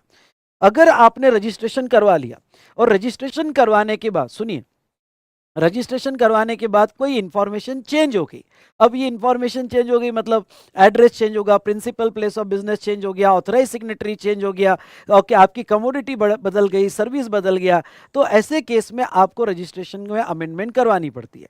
आपके रजिस्ट्रेशन में दो फील्ड होती है, एक कोर फील्ड, ओके, और एक non core field. Non core field मतलब आपका मोबाइल नंबर और ईमेल आईडी। अगर आपका मोबाइल नंबर और ईमेल आईडी चेंज हो गया, सुनना, मोबाइल नंबर और ईमेल आईडी चेंज हो गया, तो ऐसे केस में सीधा सीधा पोर्टल पे जाओ और आप चेंज करवा लो, वो इमीडिएट चेंज हो जाता है ओटीपी वेरिफिकेशन पे। यहाँ ऑफिसर की अप्रूवल लेने की जरूरत नहीं है, यहाँ ऑफिसर का अप्रूवल लेने की जरूरत नहीं है। लेकिन अगर आपका कोर फील्ड में चेंज होता है, मतलब लीगल नेम में चेंज हो गया, principal place of business, additional place of business में चेंज हो गया, या पार्टनर वगैरह में चेंज हो गया, वॉट एवर इट में भी, यानी ओके, मोबाइल नंबर और ईमेल आईडी छोड़ के बाकी कहीं पे भी चेंज होता है तो वो कोर फील्ड का चेंज माना जाता है। और कोर फील्ड का चेंज यहाँ पे, ओके, ये यहाँ अमेंडमेंट वो डायरेक्ट नहीं होता है, वो approval required for core field. Core field का जब चेंज होता है तो ऑफिसर अप्रूव करता है, और ऑफिसर अप्रूव करने के बाद वो कोर फील्ड का अमेंडमेंट किया जाता है। तो ये था बेटा सेक्शन 28। अब आते हैं सेक्शन 29, कैंसलेशन ऑफ रजिस्ट्रेशन। हाँ, ये दो पैरा इस सेक्शन के अच्छे करके जाना। और आपको कहो गया सेक्शन 29 और 30, सेक्शन 29 और 30 जितने मैंने क्वेश्चनर में क्वेश्चन दिए बस उतने अच्छे से करके जाना, उतने अच्छे से करके जाना। अब cancellation of registration, suo motu cancellation, आप खुद होके कैंसिल कर सकते हो या डिपार्टमेंट भी कैंसिल कर सकता है। कब आप खुद होके अप्लाई करोगे? आपने बिजनेस डिसकंटिन्यू कर दिया, किसी को ट्रांसफर कर दिया, बिजनेस अमलगमेशन में चले गया, डीमर्ज में चले गया, या किसी को बेच दिया, या फिर चेंज इन कॉन्स्टिट्यूशन हो गया, पहले आप पार्टनरशिप फर्म थे, अब ओके कंपनी हो गया, प्रोपराइटरी थे, पार्टनरशिप चले गया, या taxable person no longer liable to register under section 22 और 24। मतलब क्या, आपका टर्नओवर थ्रेशोल्ड के नीचे आ गया, या अब आप कंपलसरी रजिस्ट्रेशन में नहीं हो, तो ये सिचुएशन में आप खुद okay as a taxable person apply कर सकते हो फॉर कैंसलेशन, कि भाई मेरा रजिस्ट्रेशन कैंसिल कर दो। ये अच्छी बात है, क्यों? क्योंकि जब तक आपके पास रजिस्ट्रेशन है तब तक जो है आपको सारे कंप्लायंस करने पड़ते हैं। तो सारे कंप्लायंस करने पड़ते हैं मतलब नील GSTR1 फाइल करना पड़ेगा, नील ओके 3B फाइल करना पड़ेगा, इसलिए बेटर वे ये सिचुएशन में कैंसलेशन होगा। तो इसको मैं कहता हूं suo motu cancellation by the taxable person, मतलब पर्सन खुद कैंसिल करेगा। ओके, ये लर्न करके जाना कि टैक्सेबल पर्सन जो है कब अपना रजिस्ट्रेशन कैंसिल कर सकता है, ये सारी सिचुएशन लर्न करके जाना। Cancellation bye proper officer, officer कब कैंसिल कर सकता है? ओके, जब आपने कोई कॉन्ट्रावेंशन किया हो, और भाई साहब ये कॉन्ट्रावेंशन लर्न करके जाना, रट्टा मार के जाना सारे कॉन्ट्रावेंशन, रट्टा मार के जाना सारे कॉन्ट्रावेंशन। ओके, कौन कौन से? Does not conduct any business from the declare place of business, भाई साहब वो बिजनेस ही नहीं कर रहा जो रजिस्ट्रेशन करवाए वहां से, तो कैंसिल करो उसका registration officer. Invoice bill without supply of goods, तुमने फेक इनवॉइस दे दी, फेक बिल दे दी without supply of goods. A violate the provision of section 171, anti profiting measures की प्रोविजन होती है वो। ओके, आखिरी में कोई मिसलेनियस चैप्टर में जो ओके यहाँ पे आपको पढ़ने की जरूरत नहीं है। Violet the provision of rule 10 है, मतलब आपने बैंक इंफॉर्मेशन 30 दिन के अंदर या पहला GSTR1 विच इज अर्लियर तब तक नहीं दी तो कैंसिल कर दिया जाएगा। Avail the ITC in violation of section 16, आपने सेक्शन 16 की कंडीशन फुलफिल नहीं की और ITC ले लिए। Furnish the details of outward supply in GSTR1 and outward supply declare in return, इसमें मिसमैच है, आपका GSTR1 का जो आउटवर्ड सप्लाई वो ज्यादा है, ग्रेटर है than GSTR3B। Violate the provision of rule 86B, 86B का प्रोविजन मतलब क्या कि आपने ओके 99% ही ITC यूज करना चाहिए था, आउटपुट टैक्स का वो आपने यूज नहीं किया। Being a registered person required to file return under section 39(1) for each month or part thereof and has not furnished the continuous period of 6 months, 6 महीने के रिटर्न आपने कंटिन्यूस नहीं दिया तो रजिस्ट्रेशन कैंसिल हो सकता है। Being a registered person required to file the return under section 39(1) for each quarter or part thereof has not furnished the return for continuous period of 2 tax period, मतलब QRMP scheme, आप QRMP scheme में होगे और 2 tax period के आपने return नहीं दिए, under QRMP scheme होगा और 2 टैक्स पीरियड के रिटर्न नहीं दिए। या आप और एक सिचुएशन है, आप कंपोजिशन स्कीम में होगे एक सिचुएशन, हाँ नीचे दिया है मैंने, सॉरी नीचे दिया है, registered person has not file return for such continuous period as may be prescribe the return of financial year beyond 3 months from the date of furnishing said return in case a person opted for composition scheme.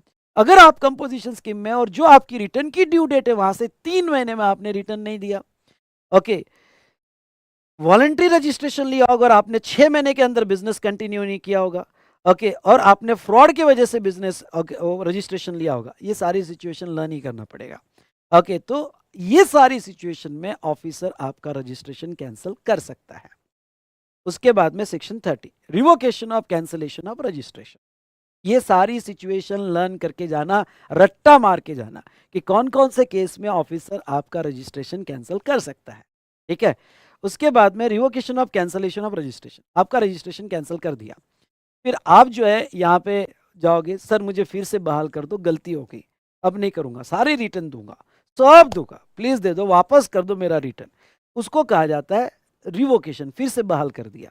तो आप revocation के लिए apply कर सकते हो with in 90 days, पहले 30 days था, amendment हो गई अभी 90 डेज में अप्लाई कर सकते हो, जिसको एक्सटेंशन फर्दर 180 डेज का मिलेगा और आपको वापस मिल सकता है। अगर आपने जो भी कॉन्ट्रावेंशन किए होगे, जो भी गुनाह किए होगे, अगर वो आप सही कर लेते हो, करेक्ट कर लेते हो, तो आपको रिवोकेशन मिल जाएगा।